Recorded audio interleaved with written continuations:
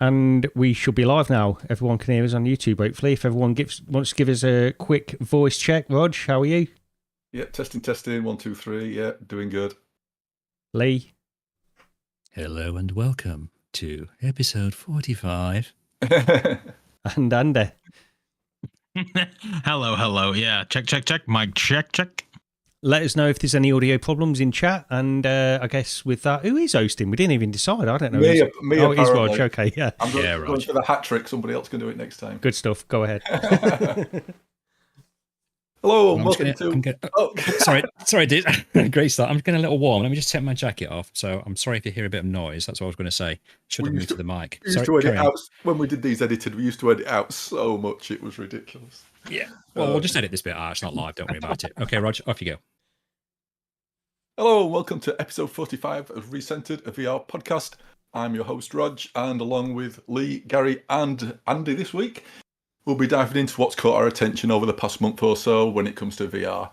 But let's just get into it. And you may know him as the person who's resisted all attempts to rebrand to Dr. Meta or Dr. Horizon. It's Andy, also known as Dr. Oculus. How are you doing, mate? I am grand, thank you very much. And thank you all for having me here. I know guests probably not a frequent thing, but hopefully I can change your mind. Every now and again, only for people we like. Yeah, just waiting for the PayPal to come through and then all good.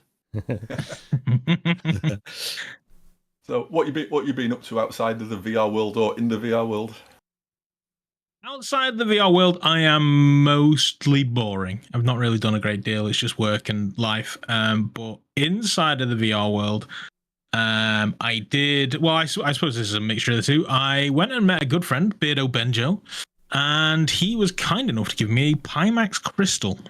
Wow. I first tried the Pimax actually at Gary's. Was that a year ago? How long ago was that? I've got no idea. It's probably, about at least a year ago, I would think, yeah. Yeah. And I was incredibly impressed with that. And then when Beardo obviously got through the grapevine, I was looking for one. He was like, well, take mine. I'm never going to use it. So thank you very much, Beardo Benjo, for that. And I've been tinkering with the Pimax crystal to interesting results. Some of them incredibly impressive, and some of them just mind-bogglingly weird. But yeah, so that's kind of what I've been doing. The other thing, I don't know whether. Well, did you ever see a thing? There was a company on about putting out an attachment for Quest headsets to introduce eye tracking. Yes, and yeah, there was some news about it recently, wasn't there, about that as well, I think. Yeah. I don't know all the details of it because I didn't follow it that closely, but I remember that they were adding like this third-party company that were adding an attachment in, but beyond that, I don't really know too much else. So it's one of the things that kind of enticed me into the Pimax crystal. When they said they were making the PSVR a PC headset, I was like, brilliant, I'm going to have eye tracking in a PC VR headset. And then they said, yeah, no, it doesn't actually work. And then so the Pimax crystal, I was like, brilliant, eye tracking, this is going to be awesome. Jury's still out on that one. But when I heard I could get it on a Quest, I was like, this is what's going to help everything. Like in Buck's podcast show, behind the headset. He was like, "What's the innovation that you think is best or going to drive VR?" And I was like, eye tracking, because the moment then we have eye tracking, we can get much better because we're only focusing on where the eyes are looking rather than all the other gubbins and wasting processing power. So as soon as I saw that, I was like, great. I don't think it was Kickstarter. It was like some pre-order website or whatever. And I threw money at it and said, yeah, give me this. And then I got an email the other day saying, your deposit has been refunded. I was like, wait, what? I didn't ask for it to be refunded. And it turns out they're just bailing out of this entire process to concentrate on AR glasses, which on one hand, I'm like, that sucks. But on the other hand, it kind of makes sense because a lot of the world seems to be leaning that way. Yeah. Yeah. I think having an add-on for a niche product anyway, because as much as we like to think VR's, sort of a standard thing nowadays, it isn't. It's still a very much a niche hobby, and having a niche product for a niche hobby, I don't know how much of a good idea that is. It always makes me wonder how well these sort of like haptic vests and stuff actually sell. How many people actually use them. I think it's how much support it would get. Like if this eye tracking would have got a load of games that would have supported it, but then again, you got to look at it from the developer's point of view. You've got to consider how many people would be picking up this product. So is it worth them adding it into their games and things like that? It's the same with the B Haptics vest as well, I suppose. But I believe that B Haptics themselves put this. I don't know the details of that either, but I think B Haptics make these profiles, don't they, for certain games? If that makes So B Haptics, the community, and they do get vests to developers and say, can you integrate this using our SDK? And then the developers can and do. So they're the one driving support for that, absolutely, which is the way it should be. So games that you go in and you've got the tick box of like, use B Haptics. B Haptics have gotten to them, but then the community is driving a lot of that as well. But like you say, the B Haptics, so you may or may not know, I used to work for Wooja. So naturally, I'm a big fan of haptics, but that was only because I went ham on the Wooja Vest 2, and they were like, we love what you do with the Wooja Vest 2. Do you want to get paid for it? I was like, yeah, that's cool. So I love my Wooja vest, but the thing is, the Wooja isn't primarily, or it has multi-uses. It has no SDK to integrate. It's all audio-based. If you have good audio, then the Wooja will work. But then again, you're also not going to feel a shot in your right shoulder. If you get shot in the right shoulder, you'll just get a buzz down the right-hand side kind of thing. Yeah. So there's a different trade-off. But yeah, I think by diversifying your product that way, it makes it a lot more desirable to a wider audience. But then it's not as niche as what the B Haptics is, which I've never tried to this day. I also have one of those OWO vest things. Oh, you got one of those? Yeah. Well, I mean, so what it was, I save things on eBay that I want to buy. Pimax is one of them. But I have haptic vests, so eBay will ping me every time a haptic vest is listed. And somebody was selling one of these OWO vests, and it had no bids on it at all. Like, nobody cared. And I managed to get it for £45. What? With Assassin's Creed. That is crazy. That is crazy. Well, you say that, but it's a size L. It's a large. And I'm like a 3XL, so I own it, but I can't use it. But I got Assassin's Creed, and it's one of those things that, I have it. I'm a hoarder of VR. So I have a million different headsets and things like that. And so anything to do with VR, anything like that, I'm like, yeah, sure, I'll try that. And then if anybody's like, I was trying to fob it off on PD at one point, but he didn't care, which is kind of the right response, I think. But yeah, so I was like, if you would fit a large and you want to try this thing, just let me know. Yeah. I probably would with a bit of a beer belly, but that's the problem with that one is it's not just like, it's like it's like an eStim type thing, isn't it? There's actually pads in it what directly contact your skin. So it's gonna get messy, surely, that thing. I don't know. You'd imagine so. Like, you can buy pads for it, which I was like, that's weird. But it makes sense because those pads are sticky and they're going to get messed up real quick. But as a usability thing that requires constant maintenance like that. That's yeah. That's what put me off when I first saw it. I thought I'd be hard pressed to sort of be bothered to put on like a normal haptic thing, a normal vibrating one. Never mind something like that, which like you say, requires maintenance. It's it's a bit of a tough sell, I think. But anyway, let's move on. So let's go to our resident Keith Lemon. Lee, what you been up to? Yeah, the joke there is I was just showing everybody before we came on here on camera that my wrists all bandaged up like Keith Lemon from the ITV show. What was it? What did you be called? Celebrity Juice. That's Celebrity Juice, yeah. So I basically look like him. Well, his arm anyway. And yeah, just more wrist woes, so to speak. I can't remember what I said last time. I know I mentioned I got hit by a car, but yeah, I had an X-ray and that came back as not broken. So then I had to go back to the doctors and they said, well, you need an ultrasound scan. So I said, oh, all right then. So I had to wait 5 weeks for that. And since then, that's come back abnormal. So that's been, I got sent a referral. She said, we're going to have to refer it as urgent. So 2 weeks later, I got a referral, which was the other day. And it listed like 9 hospitals on it. I thought, why have they listed 9 hospitals? Why don't I just go to the local one? Anyway, I clicked the local one. There's a 23 weeks waiting list for it. So good old NHS, and I've picked one which PD will probably know quite well, Queen's Med at Notts. So I'll be going there at the end of April, and hopefully they can find out what's wrong with it, because the doctor seems to think it is fractured, but it didn't show up on the scan. But when they did the ultrasound, it said bone injury. So I have no idea what's going off there. I just want the pain gone, basically, and I can't play games. I can't really play much games. Thank God for Walkabout Minigolf, hey Rog, because that's one-handed and I can play that. So yeah, just waiting really. It's just constant drain of not being able to do anything, and like I say, the pain it's just up and down. So hopefully, this specialist, it's like a specialist wrist place in Nottingham. So they must think something's wrong, because this is the weird thing on the referral. They can refuse it, which I wasn't aware of. So they can say, no, we're not taking this patient in. But luckily they didn't. They accepted it. So they must think something's not right as well. Yeah. But apart from Riskgate, playing a little bit of 1 or 2 games. I tried to anyway. But I did see something that I shown on the Discord, and I mentioned to you guys straight away, which was the Terminator 2 game that's coming out at the end of the year. Yeah. Now, this isn't VR related, obviously, but it's 2D. But it's in like the style of the old arcades that we used to play when we were kids. Now, I would have loved this to come out in 1991. I think I would have been absolutely all over it.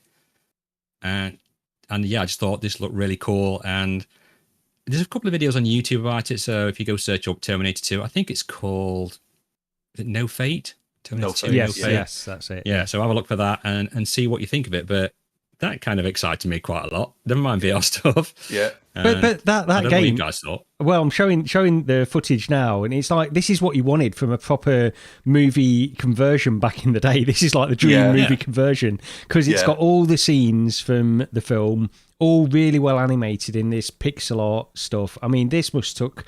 I mean, there's like a mini documentary on YouTube as well about the making of it, it seems to be as well, which you can go and check out. So, yeah, this looks fantastic. I wasn't aware of this till you posted it, Lee. Yeah, I think I saw it by accident. I just saw this random tweet about it, and I thought, what's this? And then when I clicked on the YouTube video, I was like, oh my God, this looks amazing. I feel like a little kid again. So looking forward to that coming out. And I think it's like coming out on like every platform going. I mean, don't hold me to that, but it's like, it's crazy what they're releasing it on. So yeah, good luck to them. I hope they keep up with it and see what that comes out at the end of the year. But also I had a quick go on a game that I've not heard of. I don't know if you guys have, perhaps Rog. It's called Shady Part of Me, which is on Xbox Game Pass. Now my missus picked up Xbox Game Pass for my daughter for 3 months, and I thought, well, I might as well see what's on there for me to play. And it's kind of got that painted art style, papery look, and I thought it looked really clever, a bit like Little Nightmares, I suppose. And what it is it's actually you and your shadow. So you're kind of playing 2 parts in it, and you'll see on the trailer, you have to get to certain little circles at the end of like the game or the level that you're on, and you both got to get there at the same time. So you have to work together. Sometimes you'll have to do things with the shady girl, and which enables the other girl to run around because she doesn't like the light, whereas obviously the shaded girl has to have the light to move about because she needs to move around on the shadows. And it's really clever puzzle game to it. I mean, the storyline's a little bit dark. I don't know where that's going to go. I'm hoping it doesn't go really bad, but it's a bit like dream statey. or something like that. And if you've not seen that before, I don't think it's that expensive anyway. It's been out quite a few years. Have you played it, Rog? No, I'd never even heard of it until you mentioned it, in all honesty. Yeah, if you've got Game Pass, definitely want to have a look at. I mean, I'm stuck on one of the puzzles at the minute, and I'll come back in a day or two and have a look at it. But I can only play for like 10, 15 minutes anyway, because I can move my left thumb to move the girl about, basically. So that's why I've been using it. Yeah. But that's really good. And that's what I've been up to for the past month, really. Like I say, just waiting on hospitals and stuff. But I did play one VR game, two, which we'll mention later on. But yeah, that's about it. Cool. Gary, Elite Dangerous by any chance? Oh, of course, yeah. Well, back into that quite a lot.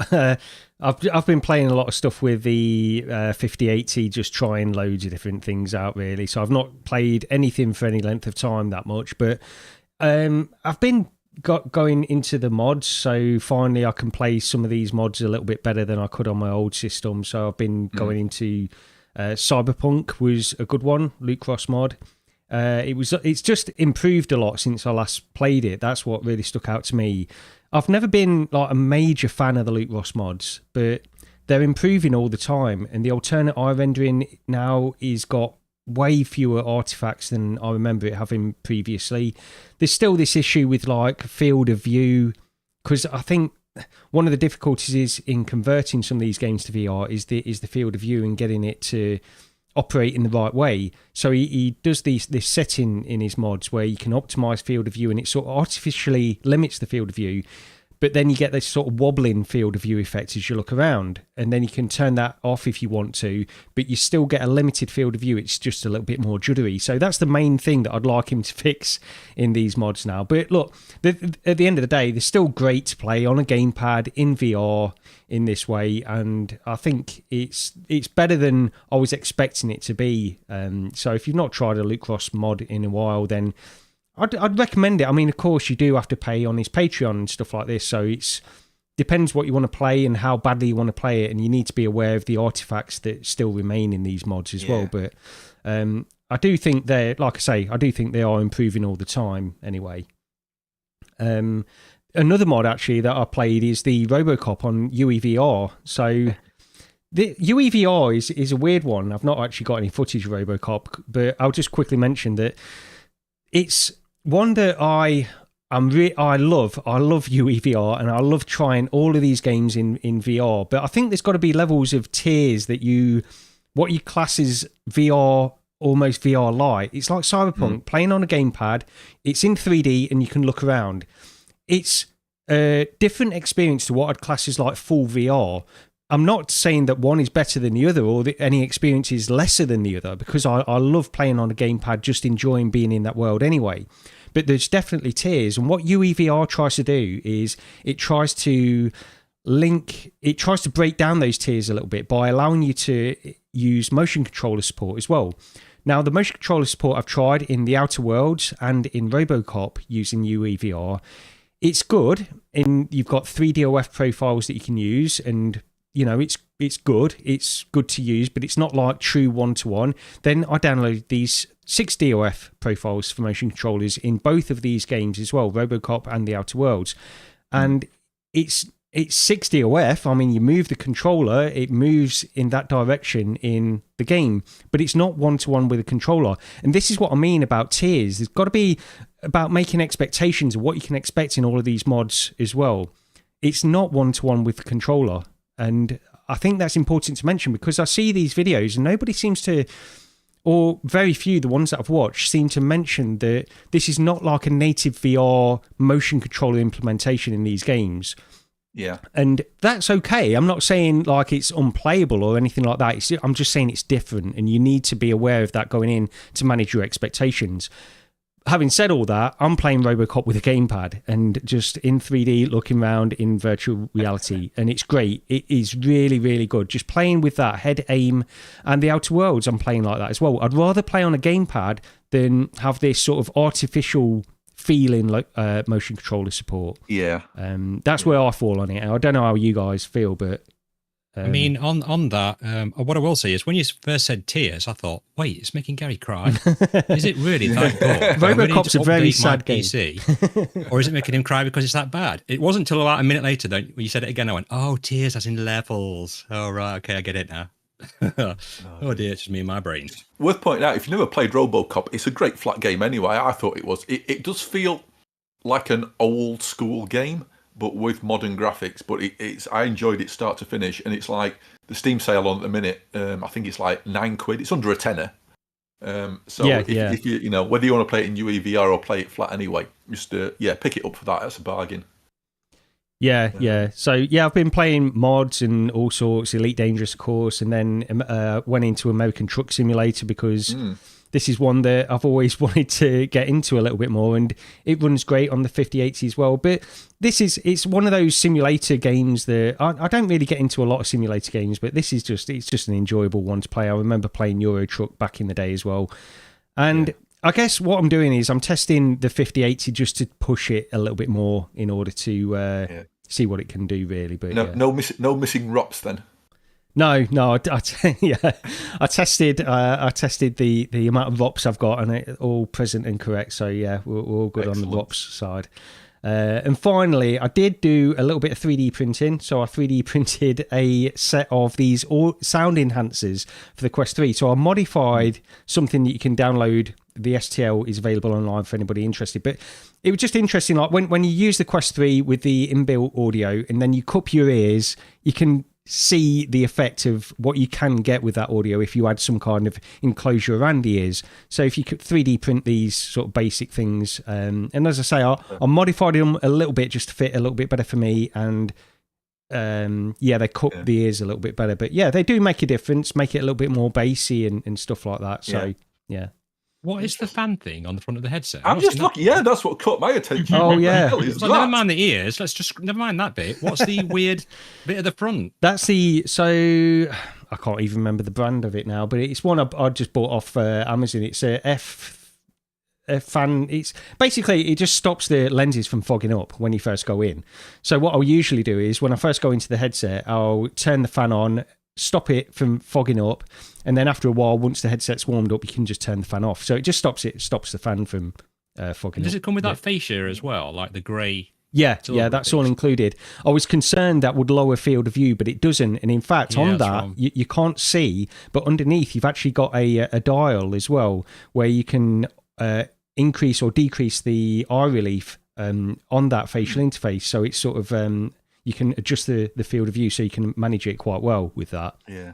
So the ear redirecting thing, I don't know if anybody's ever tried it. If you've never have, even if you just sort of cup your hands and hold them near to your ears when using a Quest, you can definitely.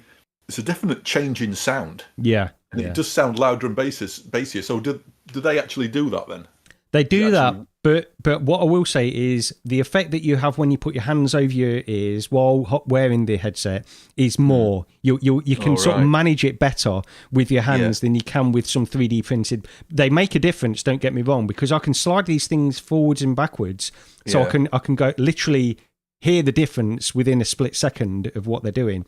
So they do something, but maybe they're not for everyone. That wants to go through that. But I mean, I've got 3D printers, so I thought I might as well give them a try. I might have to get an order in on with the Immersed Robot 3D printing service. Yeah, go ahead. I have to get the missus to cup my ears for an hour when I'm playing gaming now, just so I can hear that ball strike on Walkabout Minigolf, the base of me hitting that hole in one. Oh, here we go. Oh dear. How many months of hospital recovery would you end up with if you tried that? Yeah, I know. Anyway, that's it for me anyway, Yeah. Kiwi Design used to do something like that, right? I had a set for the Quest 2. I don't know whether they fit the 3. But there is literally like a silicon thing you slide over the edges and it will direct the sound. I'll have a look and see if they work on the 3, and if they do, I'll whip them your way, Rog. There was a company that bought some out with actual speakers, wasn't they? I think was that for the Quest 2 as well. Where they were speakers, but they were they weren't the greatest. But anyway, I always generally forget to say what I've been on with, and it's the same as last month. I'm afraid it's Guild Wars 2, and as I put on the docs, it's Guild Wars 2 is life. Unfortunately, that's pretty much most of what I've been playing. I don't know if Gary got any of the footage I uploaded or not, but it's. Wait, hang on, Rog. This is definitely not level 10 that I am. Yeah, unfortunately, is there anybody out there who used to use shadow play to record stuff? And oh god, it's trash now. It used to be brilliant quality, and the update that when that new app update came out, I cannot get the same quality recording as I used to with shadow play. So I'm gonna have to move to something else. I think they may have beefed the specs up for it. I don't know. I mean, I know you've got a new PC in that, but like, you know, with the video broadcast, I keep getting that GPU load high, which I never used to have before, even by just putting like one filter on. So I don't know if they bumped the specs up of how they're running things on it or what. I don't know. Yeah. But yeah, so I've been playing that, and I think I might be responsible for Andy reinstalling Guild Wars 2 as well. Yeah, you are. So, I do apologise for that if I end up wasting many hours of your life to Guild Wars, but it is very good. That is the crazy thing is the video showing here isn't even part of the main storyline. This is just you get random it's always constantly ongoing. You get these events that happen on different areas of the world map. And they operate on a timetable, and you can actually just find it on the wiki and go to those events. And this was what happened. I did this one last weekend, and so it isn't even part of the main story. It's just one of the regular events that occurs. What you can just farm if you want to, and it's absolutely it's sort of crazy. You could actually, if you just played through the story, you could miss this. It's absolutely bonkers. I desperately want something even half as good in VR.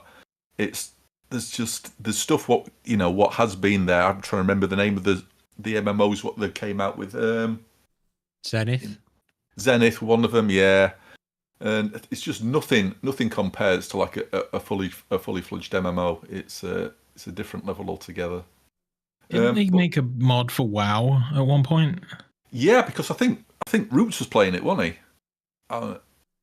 On Virtual Strangers, I know. I think he was big into that at one point. I don't know if he still is or not, but yeah, World of Warcraft. I think. I've never tried it, but I know it's a thing. Yeah, it's definitely a thing. I think it's one of those where it's not it's not an official server, is it? I think it's like I think it's just vanilla, old school, like not the online that's £10 a month and all the other gubbins that you have to get to play it. Yeah. But try it if you want it. It exists. Yeah. Aside from that, I've ditched the Halo interface. I liked having the Quest 3 without using a facial interface and just using a Halo to support the actual headset. But I swapped back to the previous Kiwi one I was using, which is just like normal facial interface, and then there's top strap. And on that, the top strap supports the weight of the headset way better than the Halo does. So I've just gone back to that. But yeah, that's pretty much all I've been up to, really. It's Guild Wars 2 is life. But moving on to actual VR stuff. So first on the list, this is Retronika. It's been out as a test and an early access for quite a while. I got a code for this. I can't remember how long back, quite a while back. But this came out of early access a few weeks ago, I think. And I didn't get a code. Where's my bloody code? This wasn't one sent to Recentered. This was, I think, I signed up. They were giving test codes out ages ago. And it came out of early access, so I went back in, and I actually really like this. It's very simple. It's an arcade game with basically, it's kind of a tunnel. If you look on the video, there's like the area you're driving down. There's like a outline, like a square outline, and that's like the power. You have to stay in there, or you lose power. And there's different missions. Either get from one end to the other as fast as you can, shoot down as many enemy drones as you can, a combination of the two. Just try and keep your power up and get to the end, dodge all the traffic and everything. Yeah, the bloke who hit me could do with playing this. Yeah, get some practice in. And so that's basically it. You can dual wield weapons as well. If you take one hand off the handlebars to hold a gun, then you can only actually steer left and right. You have to have both hands on the handlebars to actually go up and down. If you take both hands off, then you're not steering at all, obviously, but you can destroy drones faster. And yeah, it's just one of those sort of arcadey games you can jump into and play for a couple of minutes, or you can spend half an hour in there, depending. Which I like that sometimes. You just want 10 minutes, and that'll do it. This bit, what's on the video now, is a boss on it. like around level 14 or 15, I think it is, and there's 50 levels altogether. And I was playing on the hardest difficulty level up until this point, at which point I just couldn't sort it. I had to literally turn it down to the easiest level to get past the boss. And even then, I was still not convinced. I just felt like I was doing something wrong. I've absolutely no idea. So if anybody's actually played this and knows if there's a strategy for taking the boss down, I don't know. Maybe I was confused. You can actually sort of grind levels to get power-ups, to get better guns, and improve the stats of your hover bike as well. So maybe I hadn't done that enough. I don't know. It's one of those games where when you initially play it, there's a little bit too much talking from a floaty droid companion, and it's like, uh-oh. And it's like, we all have a floaty droid companion, don't we? But is there to sort of like teach you how to fly the bike, whatever. There's just a little bit too much talking at the beginning. The first couple of levels, maybe he talks a little bit too much in between, but he's trying to explain a lot, and I could see that people getting put off by that a bit. Just get past those first few levels, and then it's a lot better after that. There's a lot less talking. There's a few things with the interface where I was trying to interact with the interface where after the droid had told me to, and nothing was working. But then I looked up, and as well as speaking, there's like a text box as well. And unless you actually dismiss that text box on the droid, the interface doesn't work, what it's telling you to do stuff on. So that caught me out. And there's one or two things. I think the difficulty balancing might be a bit off. But this was the thing, and I assume the price is still the same, but it's like $10. But if you're in the UK, this is £4.99. And at that price, it was like, for the sort of niggles I've got with, the little things and bits and pieces I wish had been changed, for a £5, I really can't complain. And it's one of those, over the course of a week, I kept jumping back into it. It's like I didn't just play it, play through a load of levels and then that was it. I kept going back in because it has got that high score chasing thing as well. There are leaderboards for each level. And I know Mainfam commented on the VR Gaming podcast about my high scores. But yeah, it's good. If it's still a £5 in the UK, absolutely check it out. It's, I can't complain. You can't complain for that, can you? It's well made. Performance is great. It's smooth. What more can you ask for? It almost has a vibe of, I know it's completely different. Well, not completely different, but it's different in some ways to that game Gazlers, which yes, I really liked as well. But it's like Gazlers in reverse, and you're on a bike, I suppose, something like that. Yeah, that's actually it's a good comparison. Yeah, I mean, pick it up for £5. It's made well enough that at that price. I think it's a bit of a no-brainer, sort of. If you like simple shooty arcade games. So next on the list is Golden Kingdom. This is on Steam. It's a demo of a game that is apparently in development. Do we ever think this is going to get made into a full game? Well, Gary, what do you think? No, this is. I mean, it's a tech demo. It's not even a demo of anything other than a landscape that you can walk around, a landscape and a castle. Really, you can walk or you can fly. There's options where you can sort of fly over the landscape as well. And Andy, I know you've played this a little bit as well. Now, one of the loosely, played. Yeah. It's so the thing is when you first go into this now. I think it's either on the Steam page itself for this demo or somewhere else the developers have put this, either in the Steam discussions or somewhere, where they've said basically they've got 4090s. They're testing this on 4090s, okay? And that is really the recommended GPU that you need to play this game. Even then, they're targeting 45 FPS, so they're targeting half frame rate at that 4090 on, and I don't even believe that's ultra settings. It might be, I can't honestly remember. The one thing is the frame rate is ridiculously bad in this game.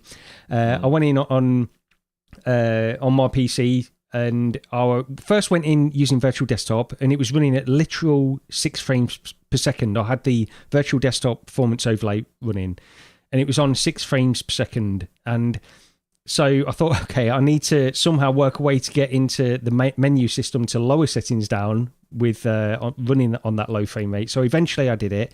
I got it down on ultra low, and even then the frame rate was really bad. So I think my point of view on this, I won't stay on this for long, but the headline is that the performance is ridiculously bad on this game. And what they're doing is they're showing this huge landscape where you can see really far in the distance. It looks good. I won't say it looks incredible. I think it looks okay. Well, it looks above average for sure. I thought it looked pretty damn good, actually. I thought it's, the performance was bad. I did turn things up. I thought as a landscape it looked great, but that's all it is. That's all it is at the moment. And the problem is, what are they planning with this game anyway? Because it's got to be 5 years away for GPUs to catch up in the first place. What my main point that I'll end on with this is I just don't see the point in putting something like this out there in the first place when current systems can't really run it at native frame rates anyway. Of course, if you've got a 5090, maybe you could try it on that and it would look and run great. I don't know. But well, they did ask us that on the email we got, right? It would be a great way to showcase your 5090. I'm like, NVIDIA haven't even got it. Never mind me. So I don't know where you're going to expect that. That could also be my fault, Gary, because they did on the email, it said that it doesn't run with virtual desktop and you have to run it with Link or through the Oculus software to get it to run. That could be me. Did I not mention that to you? I could have sworn I did. That's the other thing. You're right. I did. So I tried it in virtual desktop first, running at 6 frames per second. I went into using AirLink instead, and the performance was better. It wasn't much better though. That it wasn't like the night and day difference that I was expecting. So my point is, I just don't see the point in them putting this out. Really, Andy, you've played this as well. What did you think? So, like you said, as a technical achievements like this video, it looks very, very pretty and very, very nice. And you look in the distance, you see a castle, and by all accounts, you can walk to said castle. The developer, they do also say don't use AirLink, use a cable. Right. Because the compression on the AirLink is going to just absolutely murder quality. So it's like you say, it's a very, very. We are a niche of a niche. And then the barrier to entry for that being a high-end GPU, and you have to be cabled, which presumably the Oculus cable is going to be the preferred method, because the 18,000 cables I've got generally these days aren't any better than just an AirLink anyway. Yeah. So, I tried this. The first thing was, okay, I'll try it in the Pimax. That's going to make it look gorgeous. Even if I have to nuke the resolution, it wouldn't even run in the Pimax. So then, like you, I pivoted to the Quest and AirLink, and it looked compressed when I played it, and minimal frames. So I was like, this is just not for me. Yeah. The developer does have a good history of working on and finishing stuff. Rainbow Reactor was fantastic. Yeah. It's a great little, I'd say it's a puzzle game, but it's also a skill game. I guess if you were trying to earn a crystal for it, I would put that in the skill game category. And then Snow Scout was brilliant. I loved Snow Scout. I spent way too much time in that game. So I do think they will finish this. I just don't know if it's got a market yet. So it sounds like a developer who does actually finished products, but have suddenly decided to massively overreach on what might be achieved. They wanted to nuke GPUs, basically, is what they said. Yeah. I mean, the problem is, we're talking about this and how bad it runs, but there's not even any game in there. There's no characters, there's no missions, there's no physics going on, there's nothing. Well, that's why I feel like it's a bit pointless. It's almost like they've made they've maxed out settings in whatever engine they're using, Unreal or whatever, and just planted a stock landscape in there and just maxed everything out and said, that's the demo. Yeah. I don't know. I don't see the point. I believe, right? UE5, I think. Yeah. There's a real bizarre, I don't know what it is, technical thing going off, where the foliage, the grass and things or whatever, it's sort of, 3D actual objects on the landscape. If you fly up into the air or if you stand on a tall mountain and look down, you can see close to you there's 3D.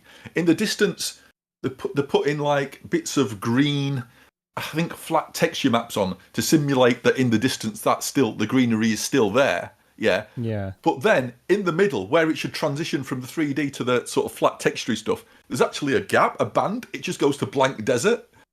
And if you sort of fly forward, you can see that it's really odd. It should be like you should have 3D, that stops, then you have the flat 2D textures, and then after that there should be nothing, where there's total lack of detail, extreme distance. But this, it doesn't. It goes 3D to a band of absolutely nothing to then the flat texture suddenly appearing. It's like, what? It just looks, I don't know, it's just weird. It just caught my attention, but yeah. The thing is, as well, look, maybe it's too harsh that I'm being with this at the moment, but maybe it's interesting that somebody is just trying to see what VR is going to be like in 5 years or something like that, where you can actually run this and see things in that like case, they've put this out way too early. I think the Steam reaction has been mostly negative. Do you know what this could be great as? I just thought, Todd, then when you were saying what could this be like in 5 years' time, the exact thing they've got there, but gorillas running around. So it's like Planet of the Apes. Obviously, mysteriously, all these gorillas have got no legs, so you have to swing your arms around on it, and then you have to do it like that. Oh God! Because that's all anybody plays anyway, apparently, according to Boz. Yeah. Anyway, don't get started. But if I had to guess, I would say this is a developer that used to work primarily in Unity, and then Unity just lost their mind. Yeah. And started charging everybody like £1 million to just do nothing. And so they were like, all right, fair enough, I'm going to pivot to Unreal. Yeah. And then now they're just trying to figure out what they can push through with Unreal. Yeah. I think that's essentially what this dev is doing. They're just working with Unreal for the first time. And we're like, all right, yeah, this is great. Because in my experience, UE5 generally doesn't run. I can't name a single UE5 VR game that I'm like, oh, yeah, this runs brilliantly. It's Yeah. Colin McRae, the EA Sports Rally game. That's UE5, and it just runs horribly on my system. I think it's what features they're using, because the other thing about this one as well with Golden Kingdom, they are using the other technology in UE5, like the nanite and what is it? Lumen. Yeah. So they're using this technology as well, which might push things a little bit more.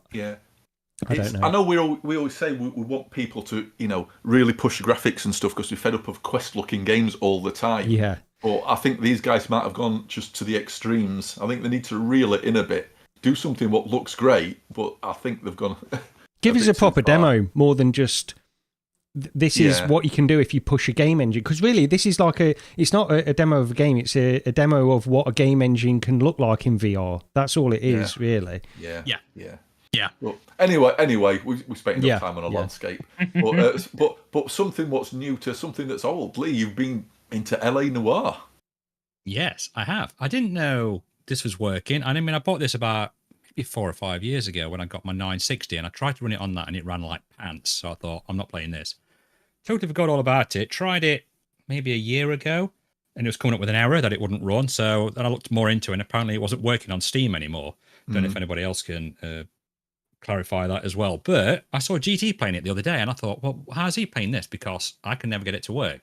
So I nipped into the discussions and on the Steam page, and there's just a file that you can download now because Rockstar Games have bought the company that made it, and you just copy this. It's just an OpenVR DLL file, the official Valve one, straight into your directory, your game directory, and then run it through Rockstar Games, and it works.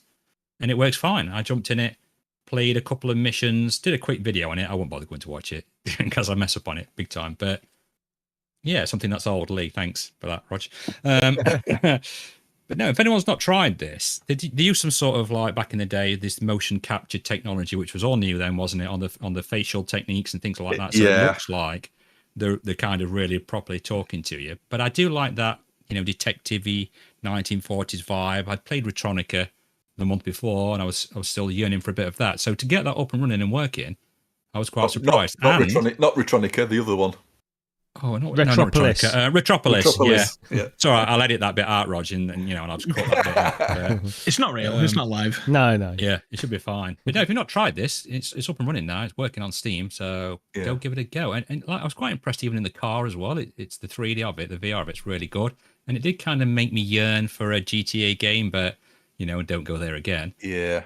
That's the one thing. Have you guys tried it as well since, Gary? Did you try? Because I think you were on about trying it, weren't you? Yeah, well, I tried it. I've only tried it when it first came out. But what you said there was that the first time I went into this, because when did it come out? 2017 or 2018? A while ago, something like that. Really early. And that was the one thing, like the moment where you can get out and walk around the city and get into a car and drive around, that just made me want GTA in VR. That's what this game really showed to me. And that was an early time as well, where we didn't have other games which we do now. But even today, I'd still, I'd kill for a GTA 5 in VR proper port.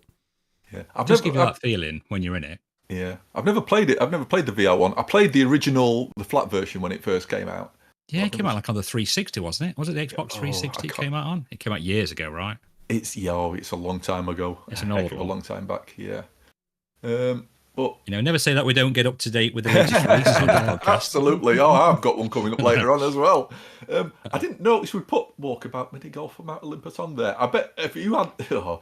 Okay, so yeah. Walkabout Minigolf, I had an absolute mare with this. That first... I went in with Lee.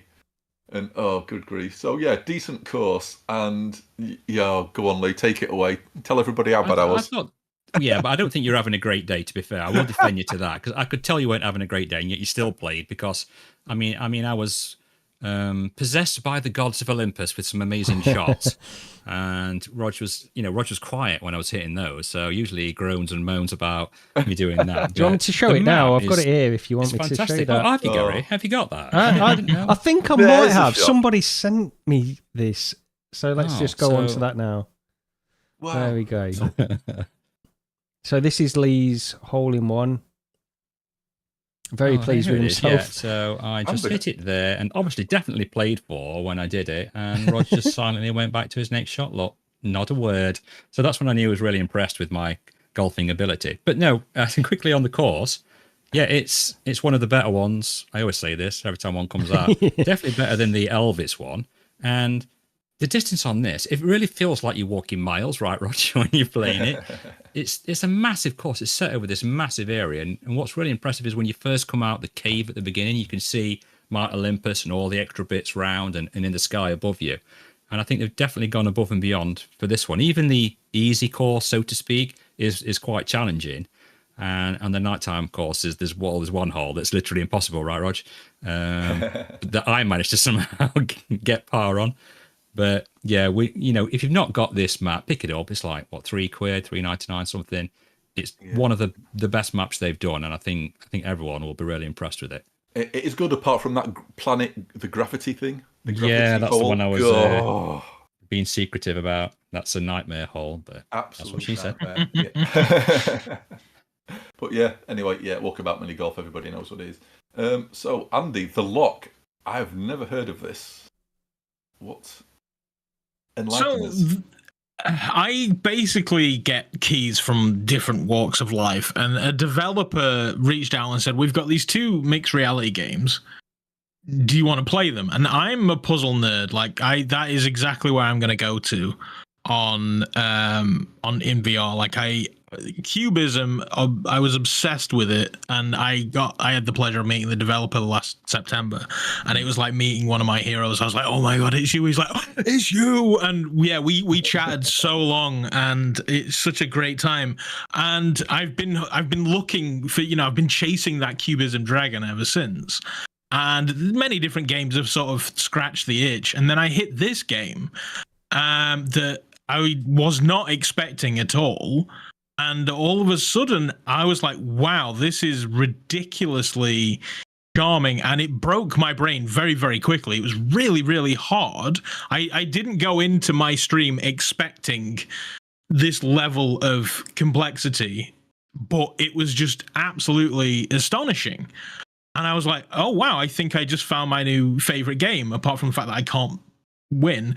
But other than that, this is brilliant, and I had an absolute fantastic time. You literally just sat there in an ocean, and puzzle is, you open a box, the puzzle comes out, you solve the puzzle, it goes away, the box is gone, and then you move on to doing the next one. And that's all it is. It's incredibly simple, but it absolutely blew me away. I was instantly taken by the game, and I was not expecting that at all. And then, of course, that then set a bar of like, oh, this dev knows exactly what they're doing. Let's have a look at the other game. And I had much less fun with that one. The Doodle Quest that they did is it's one of those games where it's like a phone game, basically, where you touch the screen, you draw a line, and the ball follows the line and into the hole. Except it's VR and mixed reality and 3D and all the other. Hold on, I need to mute. Hold on. What's happening? Did I just break Lee? I don't know. So yeah, you basically are driving a ball into a hole, and because I just played the other game and I was really impressed, or whether it isn't just whether I don't know whether it's just not as good or whatever, but I didn't have as much fun playing this. It's one of those kind of games, I guess. You can certainly have a lot of fun, but then I eventually spent most of my time just trying to break it by drawing. It counts the lines that you draw, and I was down to about 2 frames per second, around 500 lines. So, I mean, hats off to the dev for being able to have 500 lines, physics-based lines, in a Quest title all at the same time. But I just preferred. I preferred the lock more than the other one. If you're ever going to get me, it's going to be a puzzle game. That's going to be the one that definitely catches my eye. That lock one reminded me of another one that came out. I don't know what it was called. It was like similar sort of thing, but you'd got cogs, and you had to put all these cogs together to get to the different part of the story with some fox or some weird thing going off. I don't know if you guys can remember that. I don't know that one. No. I do. Do you know which one I mean? What was that called? I don't know if it was mixed reality or not. I think you could have a mixed reality. Prologue? Or wait, no, I don't know then.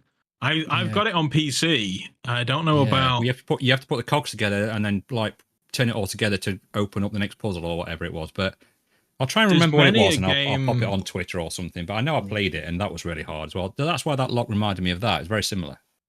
There's like Grav Lab, and that's another one that Mark. Was that Mark? Or Thomas, one of the two. They Grav Lab. It's very similar. You're bouncing balls across an anti-gravity room, and you put a platform in the way to send it a different direction and stuff like that. There's the Rube Goldberg machine that came out on Quest. I've not actually played that one. There's Gadgeteer, I think, is another one. So there's lots of. Gadgeteer's an old one, yeah. Yeah, that was another one that really kind of grabbed me, and I was like, "Oh, I need to devote a lot of time to this." And then ultimately, like every other VR game, I play the first 20 minutes and then never play anymore after that because I'm evil and stupid. So yeah, the point is the lock, super hard, super charming. If you're a puzzle person, I thoroughly recommend it. I'll have to have a look into that then.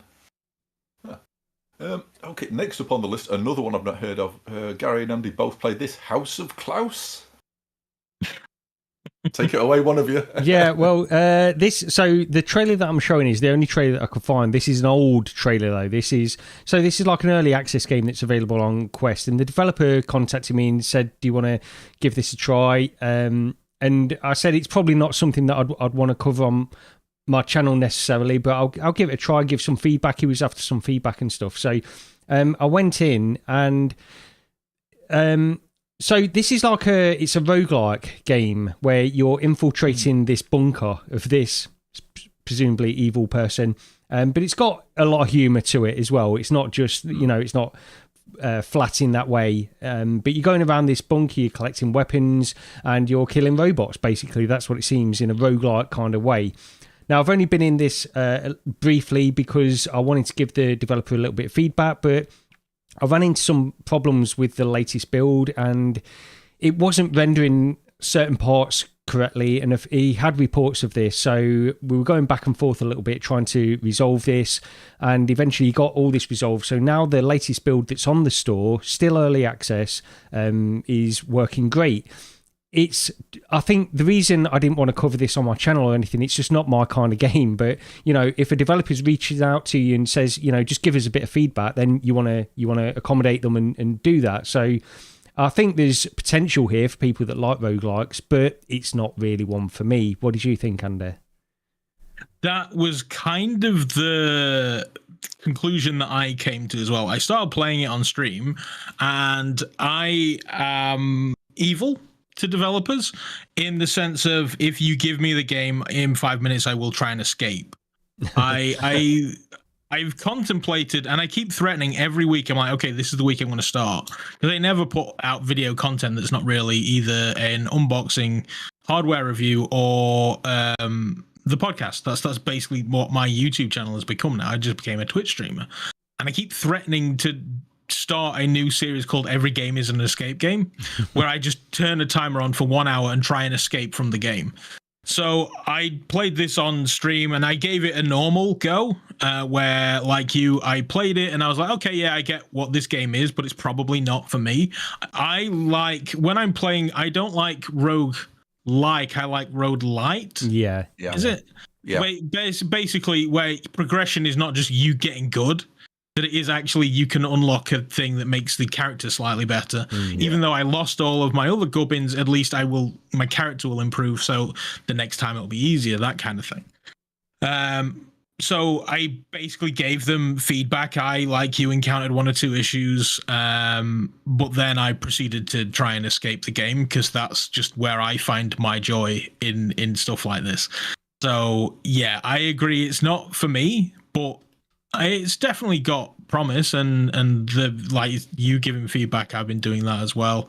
Found a couple of bugs and said, I think the time to respawn needs bringing down, in the sense of, like, I don't want to have to click 18 things in a menu to get back to playing again. I just want to hit retry and just be back playing again, stuff like that. So the dev seems great, like really listening to the community and taking anything that's productive on board. So I think it could end up being a favorite game of a good few people. It's always nice when somebody actually wants feedback and actually listens as well. Yeah. I'm a sort of a believer in that a developer, if they've got a vision, they should try and aim for that vision and not be too swayed. But sometimes I think you'll see a community will come together and say, this is a problem, and the developer will just ignore it entirely. When you've got if you've got an entire community of people saying this is wrong, you need to listen, and occasionally you'll get a developer who just won't, and then they'll, inevitably they'll fail and then blame everybody else, even though that, But yeah, so it's good to hear that it's actually listening to feedback anyway. And the soundtrack, I will just say this, the thing that got me on board, because a lot of devs reach out and I'm just like, I kind of don't do a great deal of this kind of thing anymore. But they sent me the trailer, and I was listening to the song in the trailer, and I was like, send me your game. So I'm not going to say what it is or why it is. I'll try and keep it family friendly. But yeah, there's definitely parts in that trailer song that's, that's definitely up my alley. Yeah, and also it's more than what you're seeing here on the screen as well, because there is elements of humour in there. It doesn't take itself too seriously or anything like that. Yeah. So yeah, it's not as like flat or as dry as you're seeing in this on screen as well. Yeah. A prime example of that is that essentially to gain access to the super secret bunker, there is a dead plumber outside, and you go up, you take their toilet brush because you're there to unblock the toilet, and they give you a security pass for a plumber that's wearing a red hat and blue body dungarees, and like there's definitely a lot of elements in there that can make you chuckle. Nice. Okay, so last one here is, now this is me going back to the past, and this is Wolfenstein Cyberpilot. This is an old game. I know you're probably thinking, what the hell are you playing that for? I never played this. And bizarrely, it was Jindal, who I noticed in chat earlier. I was watching his stream of it last weekend, and he went through it in like 2 hours. And I thought, I was sat there a few days back, and I'm like, I wasn't in the mood to really play much. And what can I play for just like, kill a couple of hours? I thought, I'll go through Cyberpilot. And it's one of those games, it's like, I've seen it on stream so many times, and you sort of think it looks very sort of, eh. And it got hammered, I think, my recollection anyway. It didn't get a good reception when it came out. And I think probably due to the very short playtime of it. I don't know how much they charged when it released, but it was probably a full price game, I imagine. And for 2 hours, it was a bit too short. But it doesn't look particularly amazing, I never thought, on stream or on a video. And then I played it, and it's like one of those games where, I don't know, I suddenly felt nostalgic sat in the cockpit. I've never played this game before, but I think it's that thing where I used to play Hawken on the DK1, even though the scale was totally off, and though you could do a weird field of view hack to get it looking better. And I do like mech games. I do like being sat in a cockpit. And this feels so much better in VR than just looking at it on a monitor. And I know it's a daft thing to say, and we should all know that. But this one, it was like, yeah, it definitely felt so much better. And do you know what? Despite the fact that people trashed it, and if you look on Steam, people either like it or utterly despise it. I had, for 2 hours to kill some time, I had a decent time with it. The only thing I could complain about is just the lack of content. I think the drone mission maybe should have been shorter, and I wanted more time in the big stompy robots. But yeah, I didn't have a bad time. And I think it's on sale at the minute. I did have a look the other day. I think it's something like £3.74. I got it in a bundle before. I've had it in a bundle for ages ago. It was in another one recently as well. I just never got around to playing it. But yeah, for £3.74 for a couple of hours, for going around and stomping on Nazis, it's fine. Because of you, I bought this game this morning. I was going to play it this morning, but then, as previously mentioned, I got dragged into Guild Wars instead. But yeah, because of you, I bought this game. So I'll be able to give you an answer. Hopefully, it works in the Pimax. I might pick it up now, actually. Yeah, as long as you don't, because I was expecting nothing. Yeah. Really, I'm saying I'd watched Jindal play through it. It took him like 2 hours. I think it took me an hour 45 to go through.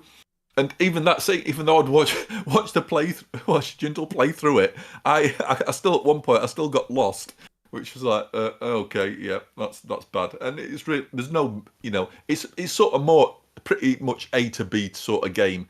But the drone level, you can fly up and down sort of levels, and there is an area which I missed it. I missed where you were supposed to go. There's a more of a lit up office type thing, and I was trying to avoid getting fried by the big stompy robot, because when you're the drone, the scale of everything changes because you're a little drone.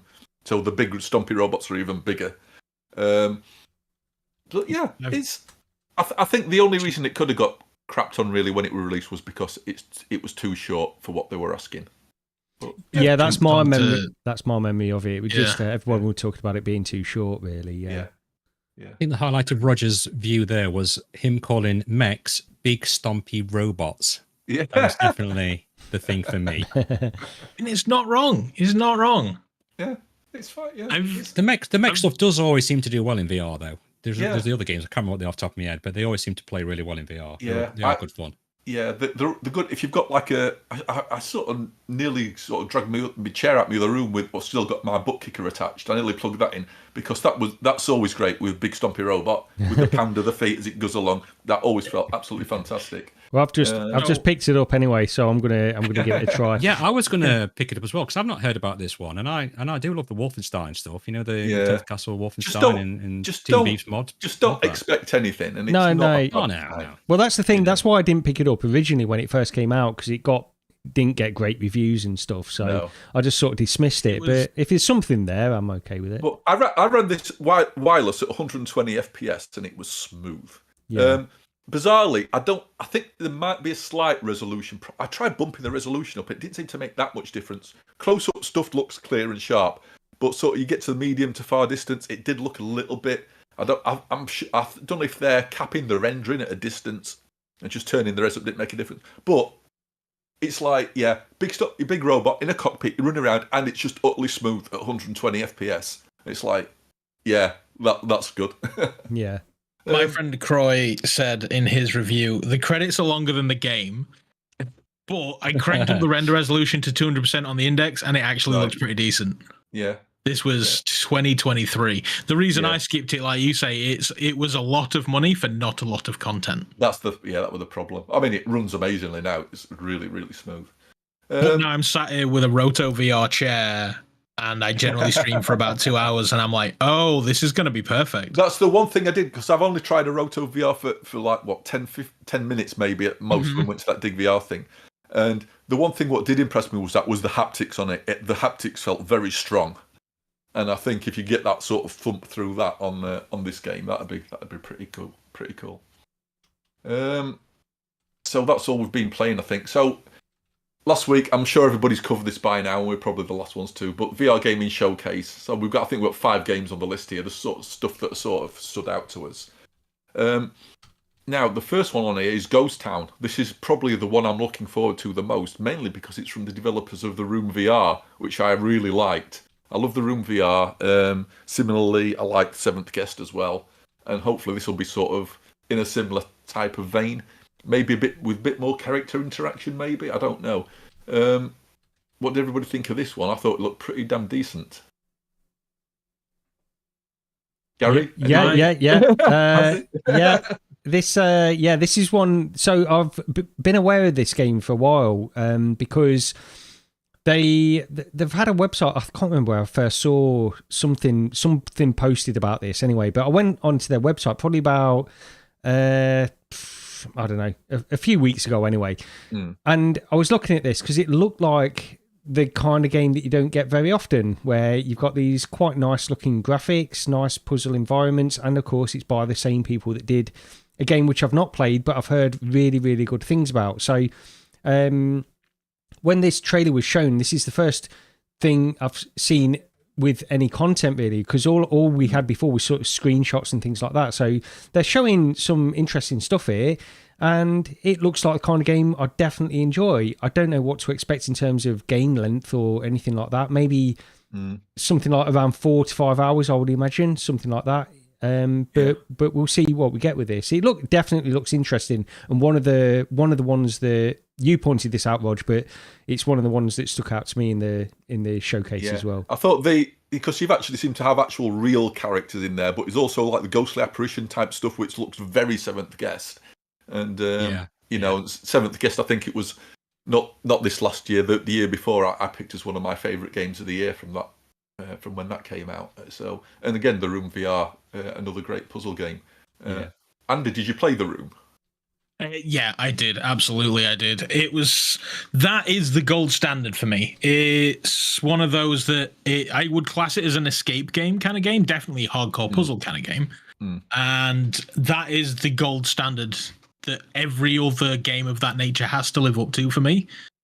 And it's still to this day not been beaten. There's a few that's come close, but it's not been beaten by any other game since. So last year, at the end of the year, on shameless plug, on the podcast that I do with Polar VR around the VR verse, we do a award show where we say what we've dug for the last 12 months and what we're looking forward to for the next year. And my most anticipated game was Ghost Town. Because of, like you say, the Room. It just looked absolutely fantastic. So, yeah, it was either that or Wanderer Fates. Yeah. Yeah, that. And so I was like, okay, yeah, I'll go for Ghost Town. And I cannot wait for this to show up. I really can't. And the Room has got a good few hours in it, so I'm expecting this to be of a similar vein. Yeah. Yeah, if it can be the same sort of length as the Room, or even Seventh Guest or whatever. I'll be more than happy. I even think my daughter might get into this because she doesn't play VR at all, but she did play the Room VR with Mrs. Daves, and they played that over like 2 days. And my daughter played the Seventh Guest, as you mentioned earlier on, Raj, and she played all through that, and she loved it. So if it's by the same devs as the Room VR, then she'll definitely get into this. And it was one of those that I really looked quite impressive on the showcase the other day. So fingers crossed for this one. Yeah, absolutely. Looking forward to it. Next one, Out of Sight VR. This reminded me of an old game called Into the Sleep? Among the Sleep. Among the Sleep, thank you. Yes. Yes, I was getting vibes when I was watching this trailer. I was like, oh, are they actually going to... Because I don't know whether back in the day, there was an Among the Sleep DK2 demo. There was the entire thing you could play on the DK1. Yeah. And if you actually dig up my YouTube channel, I have actually got footage of the old DK1 version on there. I played through the entire thing.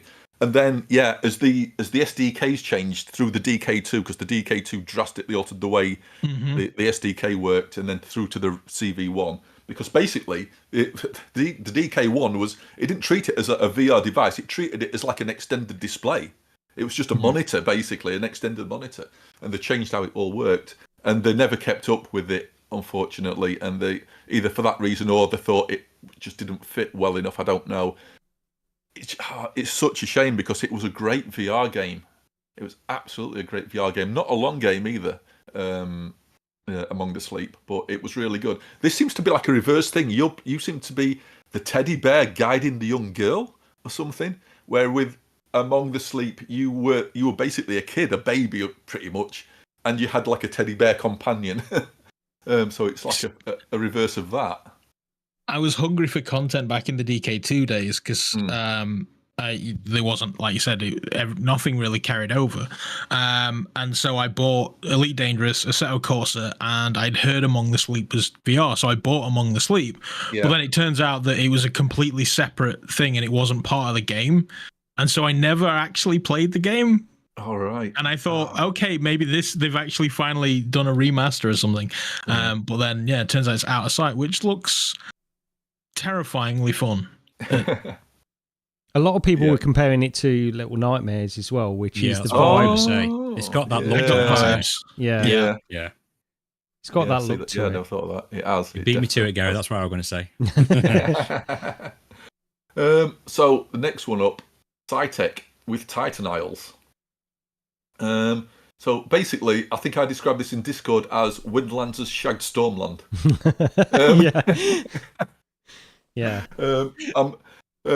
So yeah, I mean Windlands 2 especially, a great game. I'm sure, and this is going to be a co-op game as well. So yeah, I'm sure it'll be really good. I don't know what else to say. This is sort of like I think this is the first we've seen of it, isn't it? Yes, it is. This is We played Windlands 2 on the channel as well. If anybody wants to go and watch that video, I'm sure I put it on the channel, right? Yeah. It's on the way channel back. somewhere. But I mean, none of it. I mean, no one really knows anything about this game. Dr. Oculus, do you know anything about this game? That you'd like to say, mate? Nothing. But no, it's definitely. It's got that swinging element to it, hasn't it, as well? So that must be incorporated into it. But it's got like a rocket packets on them or something. Apparently, there's different classes of that you can play as, from what I've heard. I think this might be from Wes when he was on Without Parole. And just speaking of that, my thoughts on this are pretty much identical to what Brian was saying about this as well. I'm one of the biggest fans of Windlands 2, you're going to meet. I absolutely love the game. I've played through it multiple times, and I think they did a great job. When I heard that they were doing a new game, completely different, I was expecting something completely different. And that's the only thing I'll say. Don't get me wrong, I think this is going to be a great game and I'm going to absolutely love it. I think the expectation is probably it's more my fault for expecting something radically different to Windlands. And this feels like a game which I think I'm going to really enjoy anyway, regardless. But the aesthetic is very similar to Windlands. Some of the gameplay looks very similar to Windlands. The enemy types also look similar to Windlands. So that's the only thing. It's not that it's almost not a negative, because I love all that as well. I was just expecting something radically different, I suppose. It does feel like they could have called it Windlands 3. Yeah, it does. From what we've seen so far. And I'd almost prefer that. That's the thing. I feel like a new franchise should be a bit more of a departure from what they did before. But maybe not. Maybe that's on me. It's not on the developers. So maybe if they're going to like basically a new IP, so to speak, you've not got that thing of, this is the third in a game, I've not played the other two. Yeah, that's true. You know, it's was Windlands 3 player co-op? Because I know it was 3. Windlands 2. Windlands 2. Windlands 2, sorry. Yeah, that's co-op, yeah. Was it 3 or 4? I can't remember. 4, I think. Oh, 8 player. 8 player. Was it? Oh, blimey. Yeah. So I just wondered if it had been mentioned, because I can see like 3 people on this playing about. I don't know if it's more than that or what. I don't know.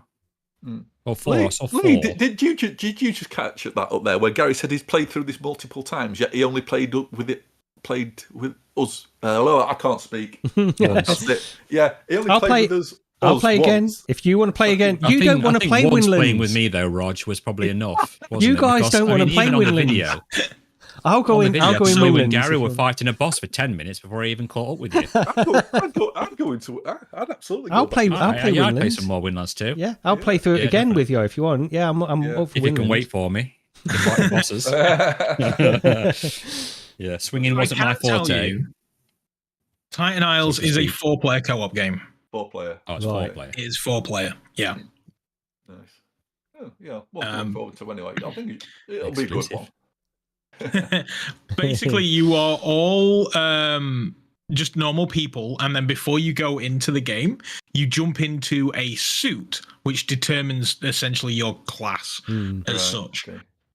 Different people have different traversal methods, and that's so you've got a character in there which is basically like the Winlands character as well. Have you? Yeah, it looks more or less. It looks like that anyway. Somebody is swinging at one point, but one of the characters looks more like he's got a jetpack than anything else. So. There's definitely.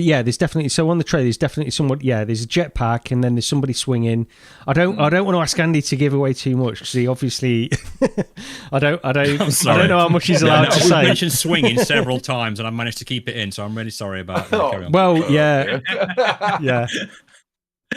You've got an innuendo radar like nobody I've ever met. I mean, my brain very rarely works, but on innuendo stuff, it's on it straight away. It's like, right, got to laugh at that now. I'm like, no, I can't. We're doing a podcast. I can't laugh at that now. Oh dear. Yeah, it's terrible. Sorry about that, guys. Sorry for everybody listening on the audio podcast. But don't know if you know, but after we finish this, Lee always goes on a carry-on marathon. So yeah, matron. Next up, we've got Memoreum. I've forgotten which one this is already. I think this is a VR Oasis's game, right?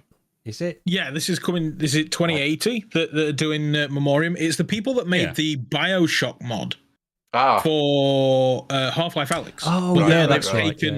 Right. They're making their own thing now, and it looks terrifying, which is going to be fun. It kind of reminds me half Aliens and then half of that flat game. There's the game where you're on an oil rig in the 70s in the North Sea. Still Wakes the Deep. Still the Deep or something. Yeah, that's that. Yeah, that's the Still one. Yeah, that had a weird sort of blobby monster type thing chasing you as well. People have mentioned like Dead Space as well a little bit. Some vibes of that in there. Yeah, I can see that. Yeah. I really like the look of this from the trailer. Yeah. And I did actually DM Mike as well and congratulate him because he actually did the trailer, right? Dr. Oculus, I think he was the one that recorded the trailer for it. So I said, good job on the trailer, dude.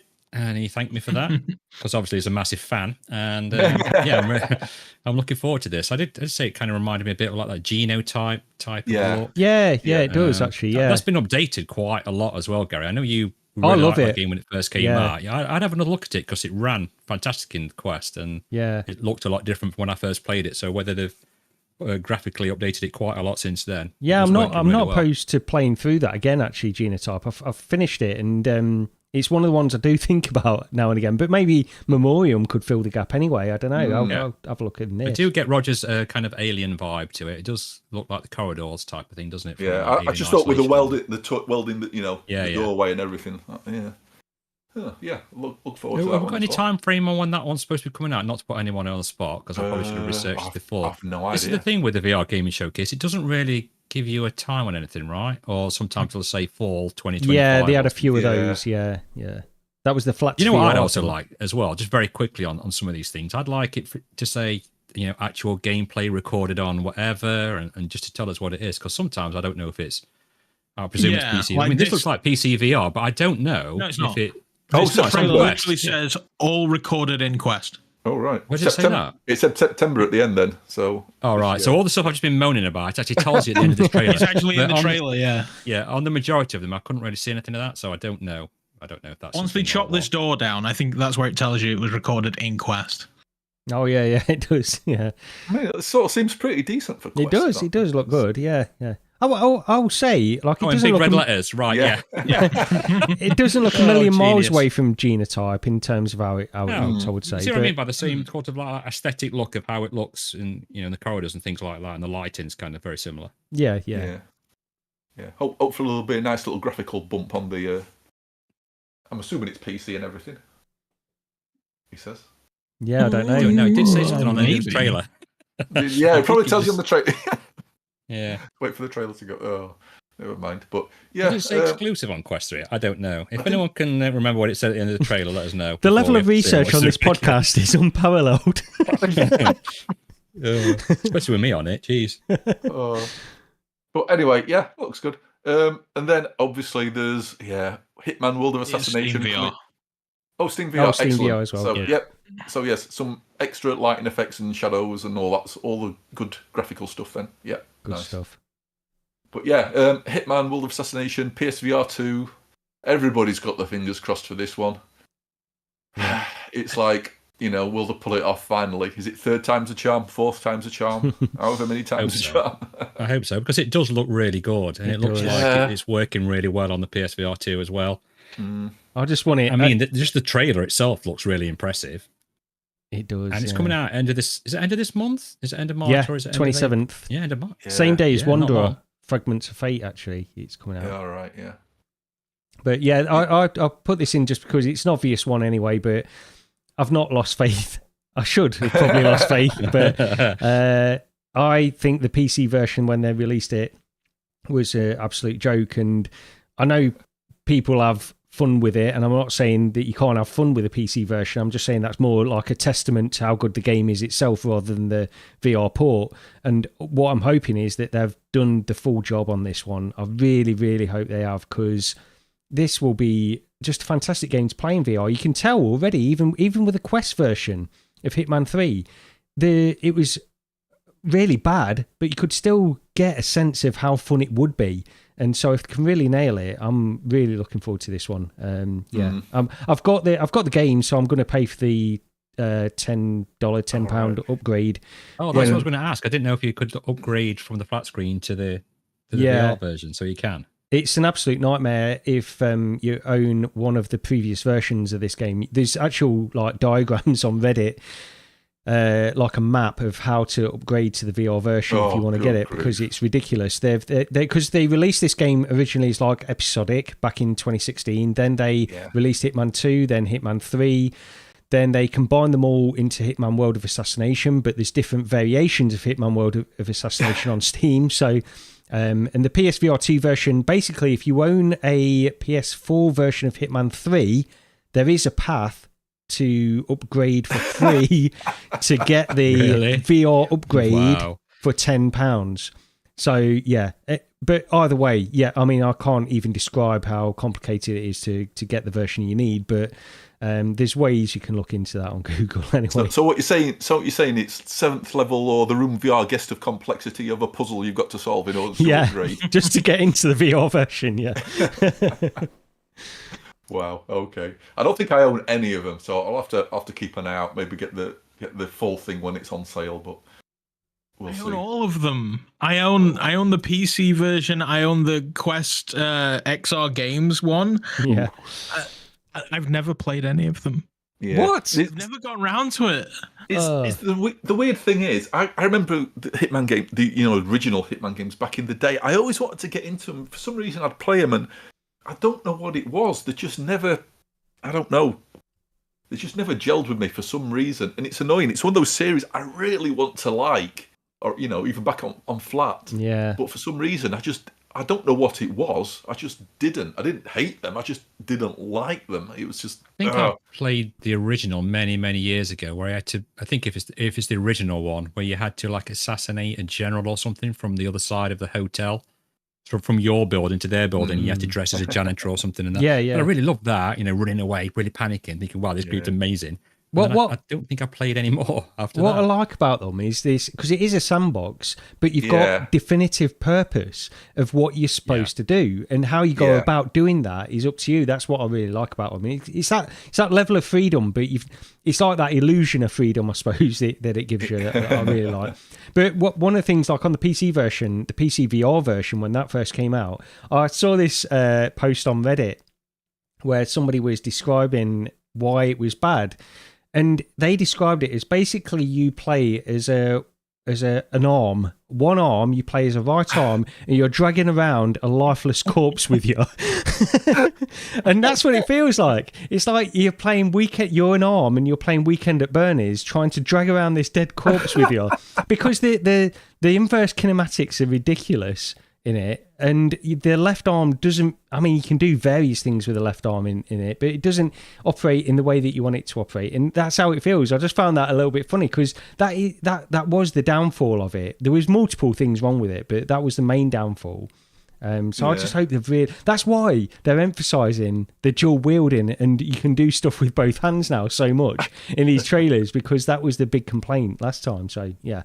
Well, weren't we supposed to get proper two hands in the Quest version, and then that turned out to I mean, just the game itself was just. It was the game, yeah. I mean, I think they did achieve that at least, but sort of anyway. But it was everything else around it. Yeah. Oh well, you never know. So one of the big news thing, which again everybody knows about by now, is the PSVR2 finally got a permanent price drop, £400, $400, €450, which also is the same for either the normal version or the Call of the Mountain version, which was a bit bizarre. If you can get the Call of the Mountain version, well, that's a bargain. We've been talking. I can't remember who else mentioned it. I said I can't remember it's on Discord or a chat the other day that I think my PSVR2 now is basically back and plugged into my PS5. That's it. I think I'm done with it as a PC headset. It's too much to run stuff in that headset to have a good looking image, or to what to my eyes is a good looking image. That render resolution just needs to be too much. And so it's gone back onto my PS5. I think yours probably got kidnapped back into your living room, didn't it? Or your PS5? Yeah, mine did. Yeah, so I'm gonna kidnap it back into my office when Hitman releases anyway. But yeah, it your kids nicked your PS5, Gary? Yeah. I don't even. They're not playing that Marvel Rivals thing, are they? No. Because my daughter's nicked mine, and that's what she's playing. No, it's Fortnite, Rocket League, and my lad. Well, that's what my lad plays, and then he also plays a bit of No Man's Sky now and again. But yeah, it's all for that. It's all Fortnite, so he can play with his friends. That's what it comes down to. But anyway, yeah. So the price drop it's great news anyway. I think this would have been, if it had launched at this price, it would have been fantastic for the console. I still don't think it would have changed what Sony were doing with it, regardless, even if they had millions more people purchasing it. I think their plans were already laid out for what they were going to do with the device anyway. But that doesn't mean that it's not still going to be great for all the third-party games that are coming out. I think there's plenty of room for the PSVR2 to be a great headset and get all of these titles on the PS5 anyway. So getting more people in there is going to be good either way. And I still look, the main complaint is all around Sony's support of it and their first-party support. And of course, they can't justify the cost because they've sold so few units. But then again, they need this is what people always say. They say, well, look, all Sony needs to do is to make these AAA games, their first-party titles, into VR, and then they'll sell a load of units. But they can't take that risk, especially at this time. We all know all these game developers are shutting down and stuff. So it's a difficult position, but regardless of all of that, this is a price that I think the PSVR2 should be anyway. And I hope it does get more people into it. Yeah, but you know what I mean? Like, they should have just released it at this price anyway. And with the PC VR capability, I think they would have sold a lot more than what they have now. Yeah. I mean, look, it sold an absolute boatload, didn't it? When it got that price cut, like, was it last year now? And it became like one of the best-selling things on Amazon. And it was getting sold out. It's ridiculous. Yeah. It's So Sorry, Andy, did you get a PSVR 2? Or? Me, yeah. I pre-ordered mine from Sony, and like everybody else, I sat there with your item hasn't been dispatched email as I unboxed it. It was one of those things I took the day off work for that thing. And it was fantastic at the time. And like you've said, just the lack of thing is, it's not lost. It's not had support. It's if you have no VR headset and you're sat there with £300-400 and you're thinking Quest 3 or PSVR 2 and you have a PS5, I wouldn't be mad at you for choosing the PSVR2 because you've got a massive back catalogue of games. Okay, we've all already played them, but if you haven't, you've got a wonderful world in front of you that is about to just change the way you game, ranging from Resident Evil, your Arizona Sunshines, Windlands is on there. Like, there's so many different games you can play with the PSVR2 that if people leaned into that, they would have a fantastic time. Yeah. But then we're on the other side of it where we're all spoiled because we've got like 18 different headsets and we've played them all years ago. Yeah, this is the thing though as well. It's like I'm not saying, I think people can say that there's loads of games, and I agree there's loads of games. If you've not got that disillusionment of having all these headsets and played some of these games already on other headsets, PSVR 2 is a good buy. I completely agree with you, Andy. Actually, if somebody was saying I'm a hardcore gamer, which headset should I get right now? I've already got a PS5. Get a PSVR 2. You're going to have a great time in there.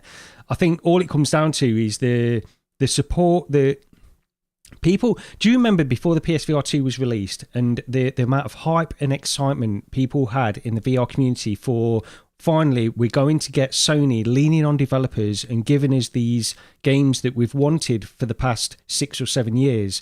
And they've never come to fruition, but we did get a taste of that on the PSVR 1.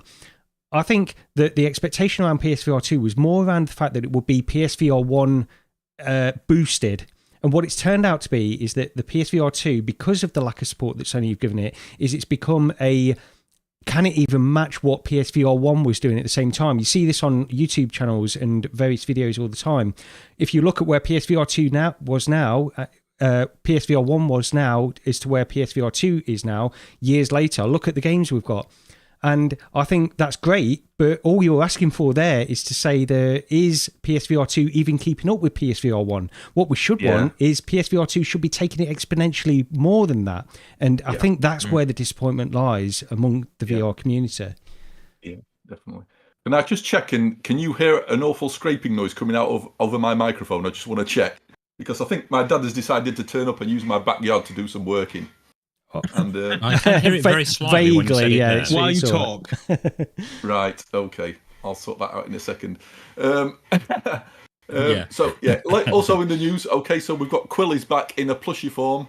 Polyarch, instead of giving us Moss 3, has given us a limited edition Quill Plushie. If you pre-ordered that, I think the orders have now closed. The other thing, there's nothing else to say on that really, is that it's a plushie. If you've ordered one, you've ordered one, and that's about it. Mannequin. So did you play? You played this before, didn't you, Lee?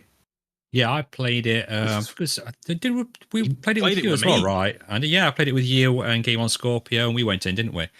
And played. I think I put a video out very briefly. Was it early access, or I can't remember what it was, but I know I jumped in with you and Game on Scorpio, and I had some sort of weird texture issue in one of my eyes, but I know that's been fixed recently when I went into it. But yeah, going free to play, I was quite surprised at that. I've not been in it for a while. Have you been in it lately, Dr. Oculus? I haven't, no. It's one of those, because the thing is, when we were playing it, as I say, I generally stream for about 2-hour blocks.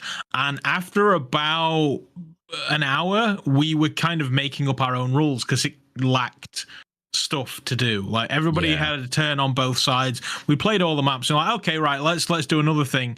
And we made up our own rules where you were not allowed to shoot people or something, or that's it. We put open microphones so we could taunt people from the other team and things like that. And yeah, it was.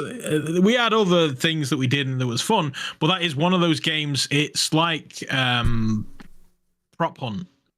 That is going to be massively driven by the community. So the less people that turn up in that game, the less desirable it is. So by going free to play, that makes complete sense to me. I hope. Well, I was going to say, I hope there is a way that they can still monetize this. It's only free to play on Quest, isn't it? On Steam, it's still paid. Yeah, I believe so. Yeah.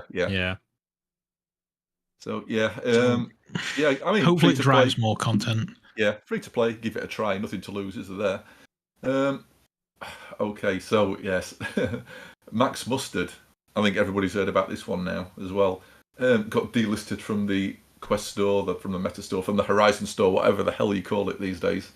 And nobody seems to know why. I don't think we've heard exactly why yet. Still, No. This is it's a bit of a bizarre one. So the general rumours are they must have gone against the terms and conditions of the Horizon store, the Meta store. And we simply just don't know. We don't know who's at fault. Why that got delisted. Speculation and rumors, but it's one of those things that people are like, oh, it's because they did the viral marketing campaign where you got like a massive discount on the games. I'm like, well, what about all the other 700 games that did that at the time? They all did it. Sushi Ben and all them. Yeah, they all did it. That kicked off like a couple of months worth of ridiculous discounts, didn't it? Yeah. What developers were doing. I can't see why that would be the reason. I mean, they were the first ones, but I still understand why that would be the reason. The reason I heard was that by doing that, it drove up sales and it pushed them up in the sales chart. So they were manipulating the metrics of the top selling games. So because they did that to manipulate that, that's why they're having action taken against them. Except everybody did it. Whether it's because they were the first ones, I don't know, but that's the rumor that I've heard. But it's got to be something that is pretty. You would expect it to be pretty bad because this is a good title on the Quest and a popular title as well. So I think it'll be interesting to see what actually happened and where the fault lies on this. But I don't know. I'd be surprised if it's something like that though, like manipulating, the store and stuff like that. When bloody Meta keep banging on about Horizon Worlds and everything and pushing that to the forefront of every single thing on the app and your headset, so that's okay. Do you know what I mean? But what I don't understand as well is how does fixes and patches go now? Because for the people who have actually got the game, what happens then? Is there no updates for it? Because I know there's not many people left at the studio, is there? Anyway, well, this is it. I'm going to say, what happens to it? Will there be any updates anyway? Because of if it's not on the store, how are they allowed to update the game or what? I don't know how that works. I mean, it's not as if it's a live service game anyway. So as long as there's no major bugs, it doesn't really need any updates. You know I what imagine. Meta's like with the firmware updates, breaking this, that, and other. That's where I'm thinking. A couple down the line, who knows what's going to happen with it? But it's a shame that it's been taken off. And we spoke about it on Discord a couple of times, saying the only thing I didn't take, a little bit to was them saying go report to Meta and basically not in that words, but ask them what's going off and why have they done this, that, and other. When we don't know the full story, we don't know both sides of why it's happened. So that's the thing. I was a bit taken aback by. They got a bit of criticism on Reddit, I saw as well, just saying how people were saying that they posted on Reddit and people were replying saying, how do you expect us to take a side when we're not hearing the full story? And obviously they can't give the full story. They're under some kind of NDA to not do that. But it will be interesting to see what happened when it all comes out, because it's not like an insignificant title. That's the thing. If it was just something small, it wouldn't be sort of as shocking, I suppose. Yeah, then again, it's like, how well did it actually sell on Quest? Because it's another one of the things, isn't it, where the studios had problems and that to lay people off. They offered a 90% price reduction. We say they were the first ones to do that big 90% sort of discount code. And it's, I think a lot of people bought it on Quest because it only cost them like, $1 or $2, however much it was. Yeah. It's but I mean, it is available on like PSVR2. Is it available on Steam as well? I'm not sure, but it's on Steam, PSVR. Yeah, I know they're still supporting it on those platforms at least. Yeah. But great game. If it drive them to SideQuest.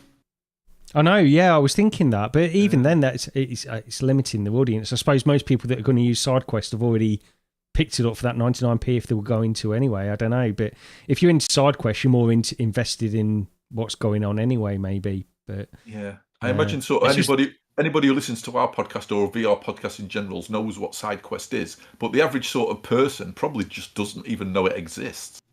Yeah. It's just the whole taking the thing off the store as well, that Meta can just whip games away. I mean, for whatever reasons they have, obviously, but that's just a bit worrying as well. So I'm like, I hope no one else does whatever's gone off. I don't know. I can't understand what they could have done. That's the thing. That's the thing that it's like the mystery of it that makes it intriguing, because you just don't know what they could have done that would have prompted this, really. Yeah. And it's like, what did they do so other people can actually avoid doing it if they were in that's what I mean. Yeah. But talking of other stuff going off the store, we've got Warhammer Age of Sigmar Tempestfall, which is going to be delisted on the Meta Store on July the 1st. Yeah, if you want to add this to your library, there's a 90% off discount code that's valid until this coming Monday.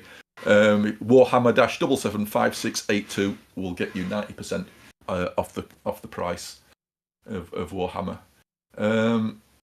That's that. So upcoming stuff. I think I'm getting noise outside again. Gary, do you want to just take the next couple of things? I just need to step away for a sec. Yeah, no problem. Yeah. So there's a couple of upcoming games that are coming out in the near future. One of them we've already mentioned, which is Wanderer Fragments of Fate. It's coming out on March 27th, same day as Hitman, actually. So Hitman's another one. This is one which... So I've got the original on Steam, but I've not played through it. I've played the beginning, but I started playing this after the Fragments of Fates had been announced. So I thought, okay, I'm going to stop and wait for this one. Did either of you guys play this at all? I know you played it, right, Andy? You played it. I did, yeah. Like you, I started playing it and I got so far, and then they announced this, and I was like, okay, I'm going to stop because it's coming out next April or February or whenever it was, a year and a half ago. So I feel like I probably could have finished the game back then, and then I would still be fairly fresh when I got to it in March. But yeah, I did play it, and I was a massive fan. Like I say, this is my genre. This is my kind of game. So I'm very much looking like if you were Team Edward, Team Jacob, I am Team Wanderer on the 27th rather than the Hitman. Oh no, yeah. I'm the opposite to that. Although I will say, Wanderer is definitely my kind of game as well. From what I played of that first little section that I played, I did really enjoy it. I like that puzzle adventure kind of vibe where it's linear and you're progressing and you're just making your way through a story. And yeah, I love all of that stuff. So it's definitely. So is this? I mean, I'm a bit confused about what this is. Is this like an enhanced version of the original that they put together with various effects or gameplay? It's modifications and things like that. So it is basically the same game as a Wanderer. It's the same game with extra areas and stuff in it. Yeah, right. Yeah, from what I've seen, a lot better than what I can remember it looking like, or whether it's just the video, how it portrays on the video. I don't know. But also, the other thing is because they're adding in, they're doing a sequel to this, which apparently is not going to be released like in the far distance or anything like that. I think they've alluded to the fact that the sequel might not be that far away as well. But I think a lot of the stuff that they were doing in the sequel, a bit like Vertigo, maybe they were trying to implement some of the innovations that they made in the sequel into the first one as well. But yeah, that's my understanding. They've updated some of the graphics, but also added in areas and some gameplay in there as well. So yeah, it seems like a good purchase. Yeah, the gameplay looked nice. I don't like it when they've got things like on a wheel, so they can move things around on a wheel and pick things really quick. I do like that kind of team beef thing. That's quite good. Yeah. Okie dokie, what we got next? It says I've moved all my windows around. Pinball FX 2 VR. This confused me initially because I thought surely Pinball FX 2 was on Quest, but they did the Star Wars one on Quest and they did Pinball FX on Rift, didn't they? And then on Steam, obviously as well. Yeah. And so we've got, it says, I don't know if it's Pinball FX or Pinball FX 2, whichever it is, new pinball game coming out on Quest. So I think the base game is pretty reasonable. I'm sure it's like $7.99 or something. Yeah, it's pretty cheap, about £8, yeah. For how many, whatever tables you get, which I think it's 3. Is it 3 tables? Something like that. I think they're their own design tables, aren't they? Yeah. Which is why the base game is cheap, but they're also doing licensed stuff as well. Which is going to cost you more. And I suppose you've got to pay for the licensing and everything. But do we know how much the licensed tables are? I'm not sure if you can pick 3 different ones. Like, don't hold me to this. I think there's quite a few licensed ones. You can pick 3 and pay a certain price. I'm not entirely sure. But I mean, I did hear something that was like £15 or something, but I don't, like I said, don't hold me to that. I'm not 100% on that. They do packs. They do packs. Yeah. Just skimming through to see if I can find a price now. Then is it pick 3 tables you want, or is it just 3 set ones you can pick in a pack? I thought so there's like a Universal Movies pack. where you get the Back to the Future and Jaws and E.T. There is a Walking Dead. Do you know the Telltale Walking Dead? Yeah. So there's a pack of those tables. Right. They did their own tables, which were themed like the old-timey dragony stuff, cowboys, space aliens. So there's that as well. So there's those sort of different packs that you can buy. And I think you may be able to buy them separately, but price-wise, it might not be worth it. Yeah. I mean, I like the Pinball FX stuff. It's always quality.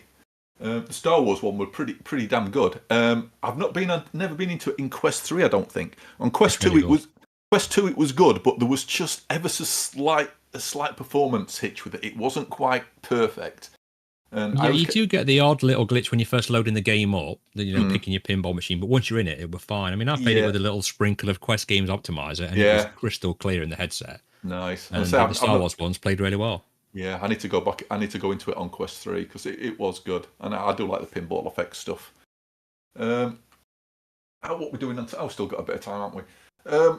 So we've got if anything else to discuss if we have the time left.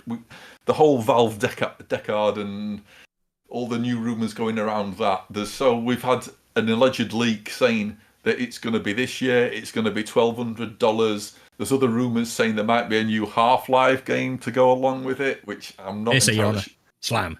Yeah. I'm not sure about the Half-Life game. A new Valve headset coming out, I can see for a couple of reasons. The first was the entire controller leaks in the actual Steam files that got shipped to your PC. Yeah. You could literally load them into the master file for one of the controllers was in Blender. It's a full Blender file. You could load it in and render it. So that gives you a reason to think, okay, it can't be massively far into the future. The other thing as well is Brad posted the other day that, I'll just quote it, he said, Bradley, it's Dadley. Did you see when he put that on Twitter? Bradley, it's Dadley now, isn't it? Yeah, Bradley, it's Dadley or something like that. It was dead funny. Yeah.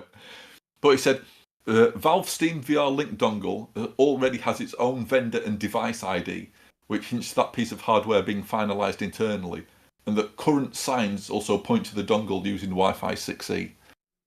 So, I think, I'll say surely we've got to get a new headset this year. What does everybody think? Yes or no? Do we get one this year? Do Valve ship a new headset?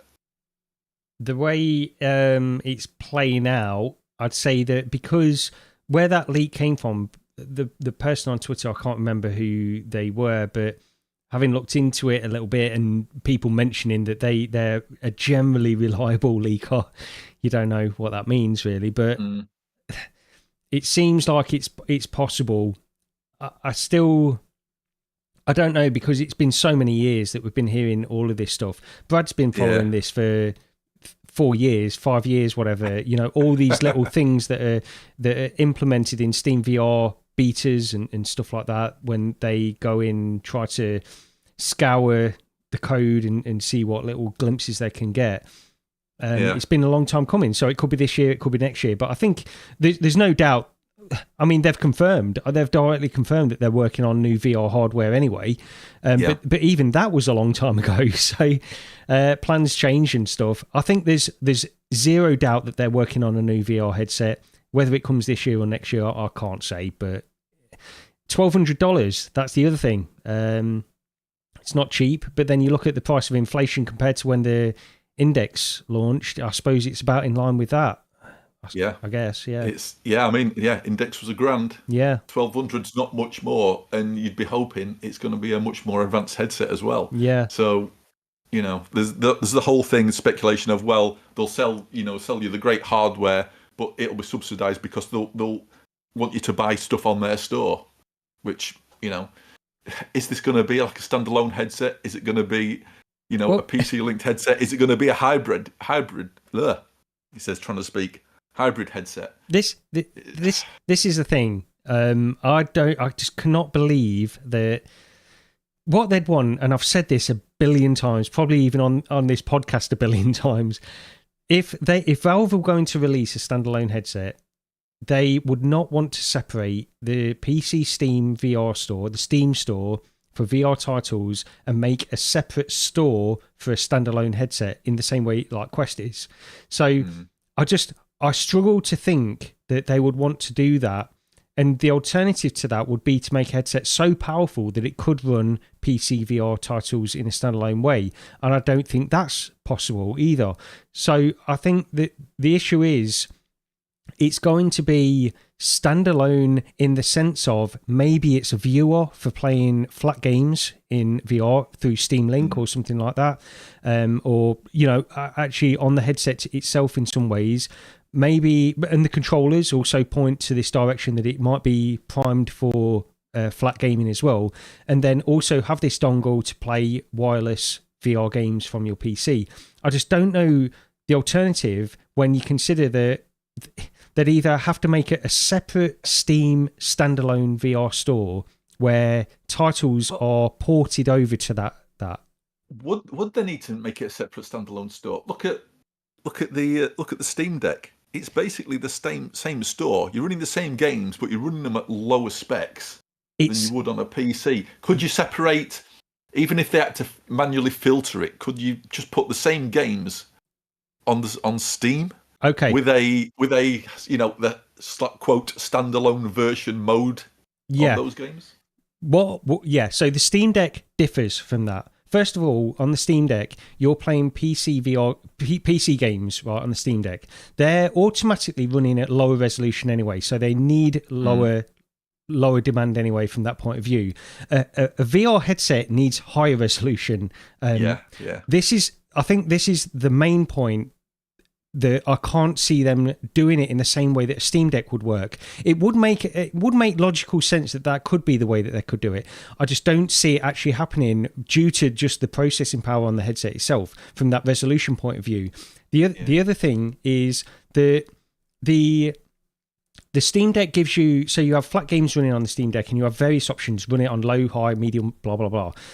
In a VR headset, you can certainly run like Half-Life Alyx. They're not going to release a standalone headset anyway that doesn't run Half-Life Alyx. I cannot believe they would even entertain that device, that idea.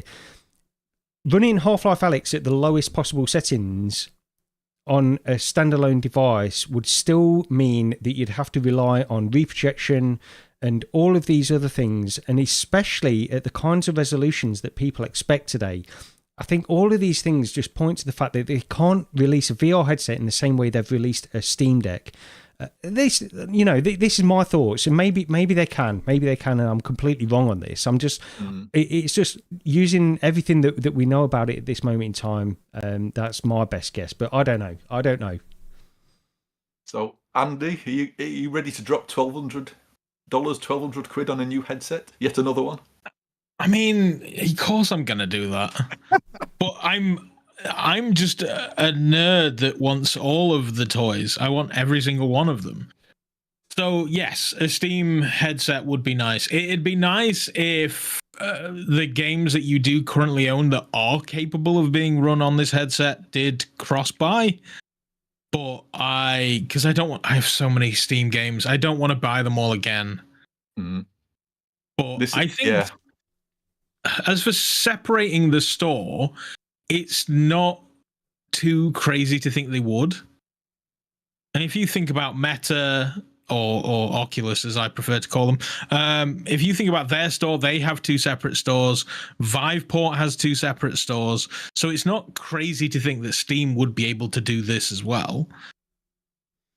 Yeah. Do Oculus have two separate stores now, or is it really... They had two separate stores. They did. Yeah, I don't know whether they don't allow people or if nobody wants to, but the PC store does get a new game every 8 months or so. The thing from a developer that's just tiny. Yeah, it does. Yeah.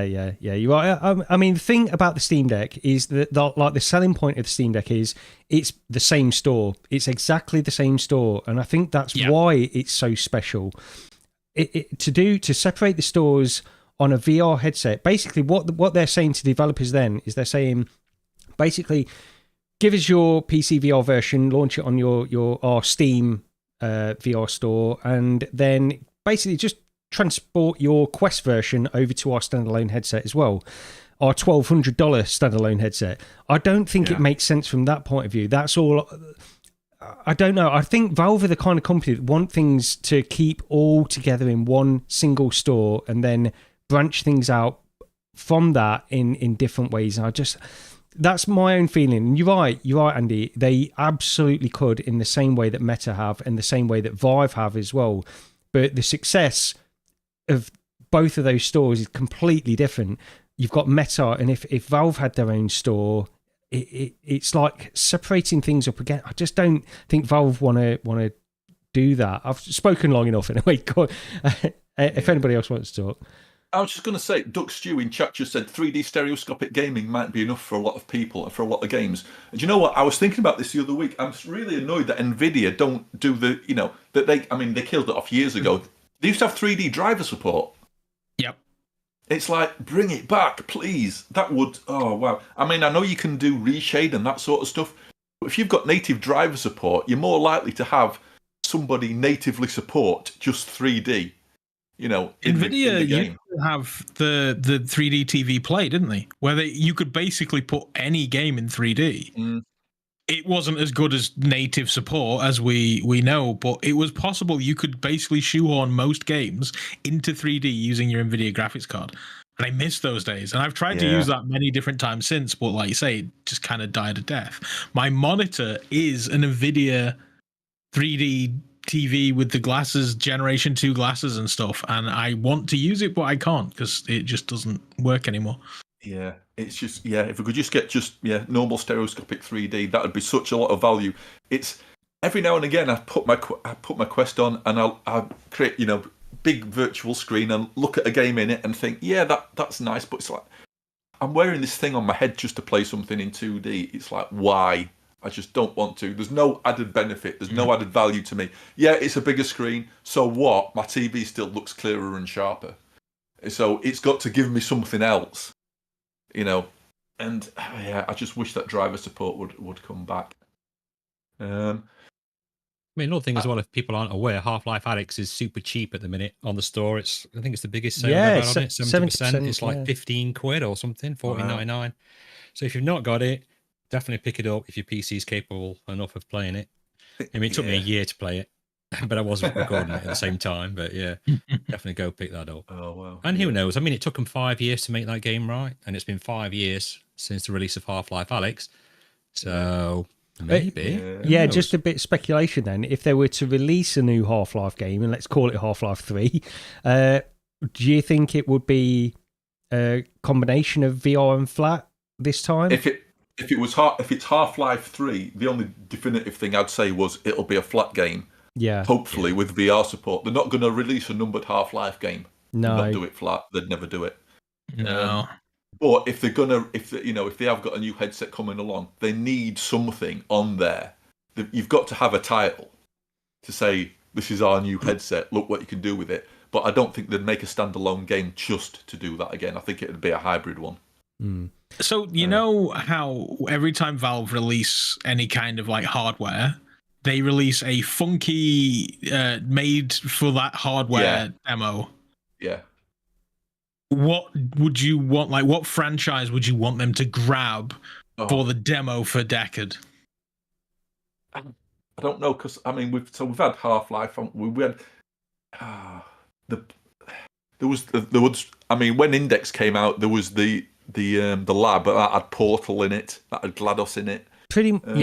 They always do things that are based off that world. Because is Half-Life Alyx, to my understanding, like Half-Life is based in the same universe as Portal and stuff, isn't it? Is that was my understanding anyway?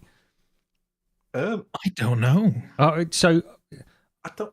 was my understanding. I could be wrong on that as well. But they always do stuff. So like on the Steam Deck, they had this demo, which was more or less based on the Portal type thing as well. Really, in a similar kind of universe, anyway. But what I want Valve to do is bring VR support back for Team Fortress 2. I absolutely loved that, and they released the source code, didn't they, the other month for Team Fortress 2? And it's like, oh come on, somebody, please do it. I spent so much time again, though I was limited to games back on the DK1, but I absolutely hammered Team Fortress 2 back then. It was absolutely great, and the control mechanism as well. It actually improved my gameplay. Or say improve my gameplay. I'd say gave me an advantage. because the way it worked was because you didn't have motion controls. There was various different modes you could have, but basically you had full head look in 3DOF. But then you had a cursor on your view as well, which you moved with your mouse, which was independent from your view. So you could keep, if you wanted, you could keep your head still. You'd have people bunny hopping around in front of you, but because you didn't have to like follow them, like with your full view, up and down, you know, you could keep your view solid. And I just used to mouse over them and shoot everybody. And it was such an advantage. It was funny. It was so funny. My actual performance in TF2, not that I played it much before that anyway, went through the roof playing it on the DK1. It was such an advantage. So yeah. So yeah, you've just posted it there, Andy, as well in the chat. I just did the same thing. Apparently they're in the same universe. Portal and Half-Life. Well, I know our knowledge. The one of the things I was going to finish off then with this is so people mention about how Sony people have a go at Sony for releasing PSVR2 and not supporting it, and then they make the comparison to Valve releasing the Index and not supporting it. Now, from my point of view, well, I'll pass it over. What do you guys think of this? Because I feel it's different, but you go ahead. It's kind of different in the fact, or is it? I don't know. I really don't know. Valve has dropped the ball. It is fair. It is fair that you should get. The thing is, at no point did I feel Valve didn't support the Index, which is weird. I don't think of Valve as a games creating kind of studio. I just think of it as a platform, and that's it. I just think of Steam as Valve, and I don't even think about them making Left 4 Dead and Half-Life and things like that. If you think about it, Valve put out a game every decade. Like they don't produce a bunch of games really. So I never felt that they didn't support the Index. So when you put it in that context, Sony provide a platform for people to put VR games onto. They released a headset, and is Gorilla part of Sony? Yes, it is. Right? They are. They made a game. Yeah. So I can't say that Sony abandoned. Well, no, I can say Sony abandoned the PSVR because they just dumped it on the PC and went, "There you go," and we'll see you later. But when you put it in that context, that's a very, very good point. They've done exactly what Valve did with their headset. Here's the reason I think it's different though, and I think so. Sony released the PSVR2 and they put it on their platform. They say this is the headset for the PS5. You have the PC platform, right? And sure, Valve were involved in the Vive, but you also had the Oculus Rift and 1,000 other PC VR headsets. Then Valve decide, and all of these headsets, by the way, use the Steam store to allow them to be used. Then Valve decide to release a piece of hardware. That's different. In integrating a piece of hardware into a platform which already has all of these other different headsets on there, all of this library of games on there as well, is different to a manufacturer creating a closed platform on a console with a single headset. If I could plug my Pimax Crystal into a PS5, it would be different. That's the difference, I think, and that's why I think Sony should support their headset more than Valve support their headset. And I'm sounding like a Valve fanboy here. I know I am, and I'm trying not to, but I think there is a difference in those two platforms. However, what I will say is when you look at it from the outside, you've got one headset released by Valve. They promised 3 VR games. They did. They mentioned, and they've released 1.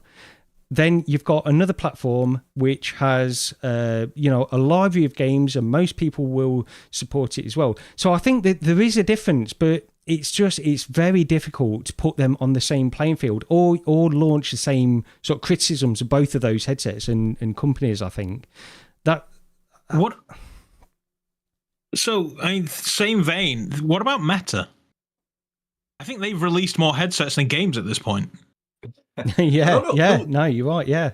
I mean, because they had a good chunk of games at the beginning, or at least ones what they'd helped fund anyway. Not necessarily what they owned and published, but they did put a lot of money into funding at the beginning. Ready at Dawn, though, because they've closed Ready at Dawn now, which is ridiculous anyway. But yeah, I mean, you got Lone Echo, and you're right, because you could also say that, look, Sony are not directly supporting it with first-party titles, but they're funding games. We don't have any confirmation of what they've actually funded. That's the other thing. People assume that they've given Capcom funding for Resident Evil. There's been no direct confirmation of that, as far as I know. But you can assume. I think it's a safe assumption to say. I think that's a safe bet. Yeah. They almost definitely did. So you could say like indirect support is definitely there with Sony as well. So I don't want to be harsh on Sony or anything like that, but I do think that if you're going to launch a piece of hardware that can only be used with one other piece of hardware up until recently, you need to give players. I think there's a level of commitment that you have to give them, and I think they gave that with the PSVR 1, and I don't think they've given that with the PSVR 2 as much. But fortunately, VR is a little bit further along, and third-party support is perhaps a little bit further along as well. And I'm probably coming across as a Valve fanboy and a Sony hater here, which is no different from anything else. But I try not to, and I try to balance it out anyway. Yeah, I mean, it's nice of you to mention Ready at Dawn there, Gary, just so you could give me tears. And if anyone doesn't get that joke, I suggest you go right back to the beginning of the podcast and listen again. Yeah, absolutely. I was going to say that's about it. Apart from next week, starting on the 17th, there is the Games Developers Conference, GDC. That's on from the 17th to the 20th or the 21st. So you never know. There's a slight chance we might get something out of that. But aside from that, go along and check out the VRverse. Check out Andy and Paul's podcast. And as always, thank you so very much for listening. Thank you for spending some of your Saturday with us. Have an excellent weekend, and cheers, everyone. See you later. Take care. We don't know the order. No, I don't know. We forget the order. I just want to mention very quickly as well that we all met Dr. Oculus at the Retro Computer Museum just before we did. Did you guys? Yeah, I've got those. Remember that? Yeah. Because we had a few. Was that the first time you met Dr. Oculus? That's the first time I met. First time I played the Crystal, yeah. Yeah, that's it, yeah. Yeah, because that's when we come up to play the Crystal, right? And then we went to the Retro Computer Museum. Because I always remember Dr. Oculus had to go on the ones that Rog and Gary are in that sat down. And he played some sort of World War One Red Baron type thing. And then he killed that in like 20 seconds or something daft. Because even the bloke there said, "Oh, that's really not many people do that."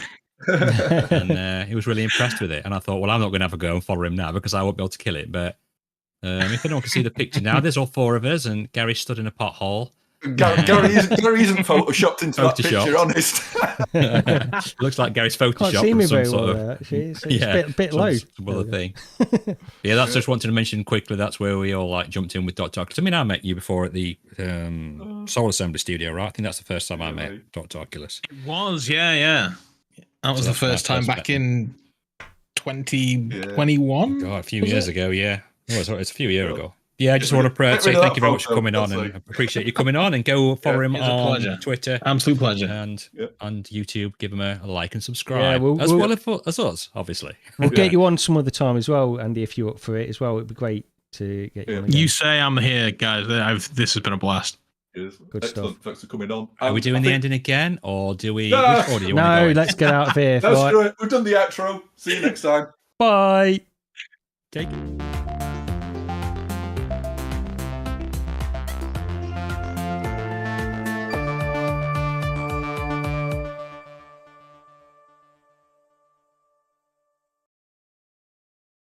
I don't think I've ever seen this one in real life.